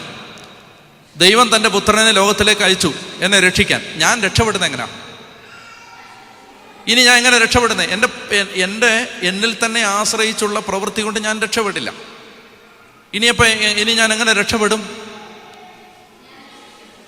ഇനി രക്ഷപ്പെടാൻ എന്താണ് എൻ്റെ വഴി? രക്ഷയ്ക്ക് വേണ്ടി ദൈവം തൻ്റെ പുത്രനെ അയച്ചു. നിങ്ങൾ യു ബ്രിഡ്ജ് ദ ഗ്യാപ്പ്. ഇനി ഞാൻ എന്താ ചെയ്യണ്ടേ? നിങ്ങൾ പറ, നിങ്ങൾ എങ്ങനെ ഇരുന്നാൽ ഞാൻ എന്താ ചെയ്യണ്ടേ? എന്താ ചെയ്യണ്ടേ? ഒരു വാക്ക് പറഞ്ഞാൽ മതി. വിശ്വസിക്കണം. എന്ത് വിശ്വസിക്കണം? അപ്പോ വായിച്ച് എഫേസോസ് ലേഖനം 2-ാം അധ്യായം 8-ാമത്തെ വാക്യം. എഫേഷ്യൻസ് 2:8. എഫേസോസ് 2:8 വേഗം വായിക്കേ. എഫേസോസ് 2:8. വിശ്വാസം വഴി കൃപയാലാണ് നിങ്ങൾ രക്ഷിക്കപ്പെട്ടത്. അത് നിങ്ങൾ നേടിയെടുത്തതല്ല, മറിച്ച് ദൈവത്തിൻ്റെ ദാനമാണ്. തന്മൂലം ആരും, അങ്ങനെ ഇല്ലേ നിങ്ങളുടെ ബൈബിളിൽ? ആരും അതിൽ അഹങ്കരിക്കേണ്ടതില്ല, അല്ലേ? അങ്ങനെ പറഞ്ഞു. വിശ്വാസം വഴി കൃപയാലാണ്. ഞാൻ നിങ്ങൾ വായിക്കണ്ട, ഞാൻ പറഞ്ഞു തരാം. അത് ഏറ്റുപറയെങ്കിലും ചെയ്യാവോ? അത്രയെങ്കിലും ചെയ്യാവോ? പ്ലീസ് ചെയ്യാവോ? ചെയ്യേ. വിശ്വാസം വഴി കൃപയാലാണ് നിങ്ങൾ രക്ഷിക്കപ്പെട്ടത്. അത് പ്രവൃത്തികളുടെ, അത് നിങ്ങൾ നേടിയെടുത്തതല്ല, ദൈവത്തിൻ്റെ ദാനമാണ്. അത്ര മതി. വിശ്വാസം വഴി കൃപയാലാണ് നിങ്ങൾ രക്ഷിക്കപ്പെട്ടത്. Very good. ഇനി റോമാലേഖനം 3-ാം അധ്യായം 21-22. Romans 3:21 and 22. സി, ഒരു സെക്കൻഡ്, ഒരു ചെറിയ ക്ലാരിഫിക്കേഷൻ. ഇപ്പം നിങ്ങളിൽ ചില ആളുകളെങ്കിലും വിചാരിക്കും, ഇയാൾക്കങ്ങ് പറഞ്ഞിട്ട് പോയാൽ പോരെ, ഇയാളിപ്പം ഞങ്ങൾ പറയണം,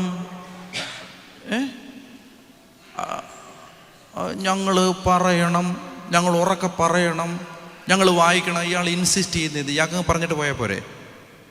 ഇയാൾക്ക് എന്തായാലും ടിക്കറ്റ് എടുത്ത് കൊടുത്തില്ലേ? തിരിച്ചു ടിക്കറ്റ് എടുത്ത് കൊടുക്കും. ഇയാൾ അങ്ങ് പറഞ്ഞിട്ട് പോയാൽ പോരെ? പിന്നെ ഭക്ഷണവും കൊടുക്കുന്നുണ്ട് ഉച്ചയ്ക്ക്, ഇയാൾക്ക് പോയാൽ പോരെ എന്ന് നിങ്ങൾ ചിന്തിക്കും. പക്ഷെ ഞാൻ അങ്ങനെ പോവില്ല. കാരണം എന്താണെന്നറിയാമോ?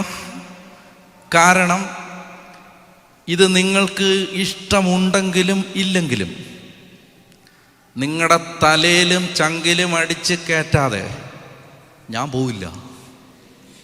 മനസ്സിലായല്ലോ? അത് എനിക്ക് ഞാൻ ചെയ്യുന്ന ജോലിയോടുള്ള ആത്മാർത്ഥതയാണ്. അത് ജോലിയോട് ആത്മാർത്ഥത ഉള്ളവർക്കേ മനസ്സിലാവൂ. ആശുപത്രിയിൽ നിന്ന് മരുന്നടിച്ചു മാറ്റുന്ന ടീമുകൾക്കൊന്നും അത് മനസ്സിലാവില്ല. അവർക്ക് പറഞ്ഞേ ഹല്ലേലൂയാ. മനസ്സിലായി? അതുകൊണ്ട് ഞാൻ എന്തെന്നറിയാം, അവിടുന്ന് 1-2 സജഷൻസ് എനിക്ക് വന്നു. അത് ചില ആളുകൾ 1-2 എനിക്കിവിടെ കിട്ടും. അത് ഞാൻ ടീച്ചറാണ്, നിങ്ങൾക്ക് അറിഞ്ഞൂടാ, എനിക്കത് കിട്ടും. എന്തെന്നറിയാമോ? അതായത് ഇവിടെ ഇത് പറഞ്ഞിട്ട് പോയാൽ പറയാം, ഇയാളെ തന്നെ ഞങ്ങളെ കൊണ്ട് പറയിപ്പിക്കുന്നു, അങ്ങ് ഔരിയിലൂടെ പറയാം, നിന്നെ കൊണ്ട് ഞാൻ പറയിപ്പിച്ചിട്ടേ പോകും, നിന്നെ ഞായച്ചിട്ട് കഴിഞ്ഞു എൻ്റെ അടുത്ത് വരുന്നുണ്ട് പറയിപ്പിക്കാൻ വേണ്ടി. അവർക്ക് പറഞ്ഞേ ഹല്ലേലൂയാ. അപ്പോ എന്താണ് പറഞ്ഞത്? റോമാലേഖനം വായിച്ചേ 3:21-22 വായിച്ചേ. നിയമവും പ്രവാചകന്മാരും സാക്ഷ്യപ്പെടുത്തിയിട്ടുള്ള ദൈവനീതി നിയമത്തിലൂടെ അല്ലാതെ ഇപ്പോൾ വെളിപ്പെട്ടിരിക്കുന്നു. ഈ ദൈവനീതി വിശ്വസിക്കുന്ന എല്ലാവർക്കും ആരെന്നുള്ള വ്യത്യാസം കൂടാതെ യേശുക്രിസ്തുവിലുള്ള വിശ്വാസം വഴി ലഭിക്കുന്നതാണ്. എല്ലാവരും പാപം ചെയ്ത് ദൈവമഹത്വത്തിന് അയോഗ്യരായി അവർ അവിടുത്തെ കൃപയാൽ യേശുക്രിസ്തു വഴിയുള്ള വീണ്ടെടുപ്പിലൂടെ സൗജന്യമായി നീതീകരിക്കപ്പെടും. അപ്പോൾ ഈ ദൈവനീതി 22 വാക്യം 22, ഈ ദൈവനീതി വിശ്വസിക്കുന്ന എല്ലാവർക്കും. അപ്പോ യേശുവിനെ ദൈവം എൻ്റെ രക്ഷയ്ക്ക് വേണ്ടി ലോകത്തിലേക്ക് അയച്ചു. നന്നായി മനസ്സിലാക്കിക്കൊള്ളണം. അപ്പം ഞാൻ എങ്ങനെയാണ് രക്ഷ പ്രാപിക്കുന്നത്? ഞാൻ രക്ഷ പ്രാപിക്കുന്നത് യേശു എനിക്ക് വേണ്ടി പൂർത്തിയാക്കിയ, എനിക്ക് വേണ്ടി മരിച്ച യേശു എനിക്ക് വേണ്ടി പൂർത്തിയാക്കിയ എല്ലാ കാര്യങ്ങളിലും വിശ്വസിക്കുന്നത് വഴിയാണ് ഞാൻ രക്ഷ പ്രാപിക്കുന്നത്. ഉറക്കെ പറഞ്ഞേ ഹല്ലേലൂയാ. ചതി പറഞ്ഞേ ഹല്ലേലൂയാ. അപ്പൊ ഞാൻ 100-100 എത്തുന്ന എങ്ങനെയാണ്? ഞാൻ യേശുക്രിസ്തു എനിക്ക് വേണ്ടി ചെയ്ത കാര്യങ്ങളിൽ വിശ്വസിക്കുന്നത് വഴിയായിട്ടാണ് ഞാൻ 100-100 മാർക്ക് വാങ്ങിക്കുന്നത്. അല്ലെങ്കിൽ ഞാൻ ആ നീതിയുടെ നിലവാരത്തിന് അർഹനായി മാറുന്നത്. അപ്പൊ എൻ്റെ അടുത്ത ചോദ്യം, നിങ്ങൾ ഇത് വിശ്വസിക്കുന്നുവോ? നിങ്ങളിത് വിശ്വസിക്കുന്നുവോ? ഇവിടെ ഒരു ചെറിയ പ്രശ്നമുണ്ട്. ഒത്തിരി ആളുകൾക്ക് രക്ഷ അനുഭവിക്കാൻ പറ്റാത്തത്, ഒരുപാട് ആളുകൾക്ക് രക്ഷ അനുഭവിക്കാൻ പറ്റാത്തതിൻ്റെ കാരണം അവർക്കിതെല്ലാം ബുദ്ധിയിൽ അറിയാം, വേദപാഠത്തിലെല്ലാം വ്യക്തമായി പഠിച്ചിട്ടുണ്ട്. ദൈവത്തെക്കുറിച്ച് അറിയേണ്ട കാര്യങ്ങളെല്ലാം മനസാക്ഷിയിലൂടെയും മതബോധനത്തിലൂടെയും പഠിച്ചിട്ടുണ്ട്. പക്ഷേ ശ്രദ്ധിക്കൂ, പക്ഷേ ഇതെല്ലാം അറിയാം. കേരളത്തിലെ ഒരു രൂപതയിലെ വേദപാഠത്തിന് 10ാം ക്ലാസ്സിൽ 1ാം റാങ്ക് വാങ്ങിച്ച കുട്ടി സ്കൂളിലെ പരീക്ഷയ്ക്ക് തോറ്റുപോയതിന് സൂയിസൈഡ് ചെയ്തു. കുറ്റം വിധിക്കുകയല്ല, എവിടെയോ ഒരു പാളിച്ച വന്നിട്ടുണ്ട്, എവിടെയോ ഒരു പാളിച്ച. കാറ്റഗിസത്തിന് ഫസ്റ്റ് റാങ്ക് കിട്ടിയ കുട്ടിയാണ്. കാറ്റഗിസത്തിന് ഫസ്റ്റ് റാങ്ക് കിട്ടിയെന്ന് പറഞ്ഞാൽ യേശുവിലൂടെ വെളിപ്പെട്ട രക്ഷയുടെ വിശദാംശങ്ങളൊക്കെ എല്ലാം പഠിച്ചിട്ടുണ്ടെന്നാണ് അർത്ഥം. പക്ഷേ ഒരു പ്രയാസം വന്നപ്പോൾ സ്കൂളിലെ പരീക്ഷയ്ക്ക് തോറ്റുപോയപ്പോൾ സൂയിസൈഡ് ചെയ്തു. അപ്പം എന്താ പ്രശ്നം? അപ്പോൾ പ്രശ്നം ഇതെല്ലാം സ്റ്റോർ ചെയ്തത് എവിടാ? തലയിലാണ്. അപ്പോൾ വിശ്വസിച്ചു എന്ന് പറയുന്നത് ശ്രദ്ധിക്കുക, വലിയ പ്രശ്നമാണ്, മേജർ ഇഷ്യൂ ആണ്. ഒത്തിരി പേർക്ക് തങ്ങൾ ഈ വിഷയത്തിലാണ് പെട്ടുകിടക്കുന്നതെന്ന് അറിയാൻ പാടില്ല. പ്രശ്നം എന്തെന്നറിയാം? നമ്മൾ വിശ്വസിക്കുന്നു എന്ന് വിചാരിക്കുന്നവർ പോലും യഥാർത്ഥത്തിൽ വിശ്വാസമെന്ന് തെറ്റിദ്ധരിച്ചിരിക്കുന്നത് തങ്ങളുടെ തലയ്ക്കകത്ത് കിടക്കുന്ന അറിവുകളെയാണ്. അതായത് ഈശോ എനിക്ക് വേണ്ടി കുരിശിൽ മരിച്ചു, ആർക്കും അറിയാത്ത ഇൻഫർമേഷൻ സ്റ്റോർ ചെയ്തിരിക്കുന്നതല്ല ഫെയ്ത്ത്. അല്ല, യേശുക്രിസ്തു എൻ്റെ പാപങ്ങൾക്ക് പരിഹാര ബലിയായി മരിച്ചു, നീ ഇത് സമ്മതിക്കുന്നു. പക്ഷേ വ്യത്യാസമൊന്നുമില്ല.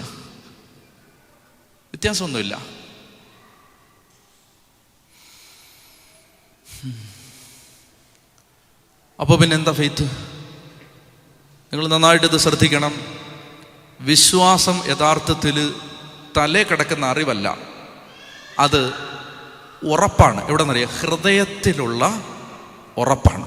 ഹൃദയത്തിലുള്ള ഉറപ്പ്. അതെങ്ങനെയാണെന്ന് ഞാൻ പറഞ്ഞുതരാം. നമ്മൾ വടക്കേ ഇന്ത്യയിലെ ഗ്രാമങ്ങളിൽ സുവിശേഷം പറയുമ്പോൾ ജീവിതത്തിൽ ആദ്യമായിട്ട് സുവിശേഷം കേൾക്കുന്നവർ, ആദ്യമായിട്ട് ഫസ്റ്റ് ടൈം യേശു എന്ന് കേട്ടിട്ടേ ഉള്ളൂ. ഇപ്പം നമ്മൾ അവിടെ ചെന്നൊരു ഗ്രാമത്തിൽ ചെന്ന് ഒരു വീട്ടിൽ എല്ലാവരും കൂടെ ഒരുമിച്ച് കൂട്ടി ട്രാൻസ്ലേറ്ററുടെ സഹായത്തോടെ സുവിശേഷം പറയുകയാണ്. പറയുന്നത് ഇത്രയേ ഉള്ളൂ: നമുക്ക് നിത്യജീവൻ തരാൻ ഈ ലോകത്തിനപ്പുറത്തൊരു ജീവിതമുണ്ട്, മരണത്തിന് ശേഷം ഒരു ജീവിതമുണ്ട്. ആ ജീവിതം തരാൻ ദൈവം തൻ്റെ പുത്രനെ ലോകത്തിലേക്ക് അയച്ചു. അവൻ്റെ പേരാണ് യേശു. അവനിൽ വിശ്വസിച്ചാൽ നിനക്ക് നിത്യജീവൻ കിട്ടും. അവനെ വിശ്വസിച്ചാൽ നിനക്ക് അരി വാങ്ങിക്കാൻ കാശ് കിട്ടും, റേഷൻ കാർഡ് കിട്ടും. ഇതൊന്നുമല്ല, ഇത്രേ പറയൂ. ഇതാണ് 3/4 മണിക്കൂർ കൊണ്ട് പറയും. യേശു കുരിശിൽ മരിച്ചു, സർവ്വലോകത്തിന് പാപങ്ങൾക്ക് പരിഹാരമായി കർത്താവ് ഈശോ മിശിഹ കുരിശിൽ ബലിയായി മാറി എന്ന് പറയും. അങ്ങനെ പറയുമ്പോൾ നിങ്ങൾക്ക് വിശ്വാസം വരുമില്ലെന്നൊന്നും എനിക്കറിഞ്ഞൂടാ. ഞാൻ നേരിട്ട് കാണുന്ന കാര്യം ഞാൻ പറയുകയാണ്. അത് പറയുമ്പോൾ കണ്ണുനീര് ധാരധാരയായി ഒഴുകി ഇറങ്ങുന്നത് കാണാം. ചങ്കുപൊട്ടി മനുഷ്യർ കരയുന്നത് കാണാം. അത് പറയുമ്പോൾ മനുഷ്യൻ്റെ കണ്ണുനീരിങ്ങനെ ഒഴുകി ഇറങ്ങുന്നത് കാണാം. അങ്ങനെ ഊര് വിലക്ക് കൽപ്പിക്കപ്പെട്ടാലും ഞങ്ങൾ യേശുവിനെ തള്ളിപ്പറയില്ല എന്ന് പറയുന്ന ആ വിശ്വാസം, അത് തലയ്ക്കകത്ത് സ്റ്റോർ ചെയ്യപ്പെട്ട ഇൻഫർമേഷൻ അല്ല. അത് കയറിപ്പോയത് അകത്തെവിടെയാണ്. അകത്തെവിടെയോ അവിടെയാണത് കയറിപ്പോയത്. പറഞ്ഞേ ഹല്ലേലൂയാ. ഇത് അകത്താണ്. ഫെയ്ത്ത് എന്ന് പറയുന്നത് തലയ്ക്കകത്തല്ല, അത് നമ്മുടെ ഹൃദയത്തിനകത്താണ്. അപ്പോ യേശു എനിക്ക് വേണ്ടി നേടിത്തന്ന രക്ഷ, ആ രക്ഷ വിശ്വാസം വഴിയാണ് എൻ്റെ ഹൃദയത്തിലേക്ക് ഒഴുകി വരുന്നത്. അതുകൊണ്ട് എനിക്ക് അയർലൻഡിലുള്ള എൻ്റെ സഹോദരി സഹോദരന്മാരോടെല്ലാം പറയാനുള്ള ഒരു കാര്യം, വിശ്വാസത്തിന് വേണ്ടി നിലവിളിച്ച് പ്രാർത്ഥിക്കണം.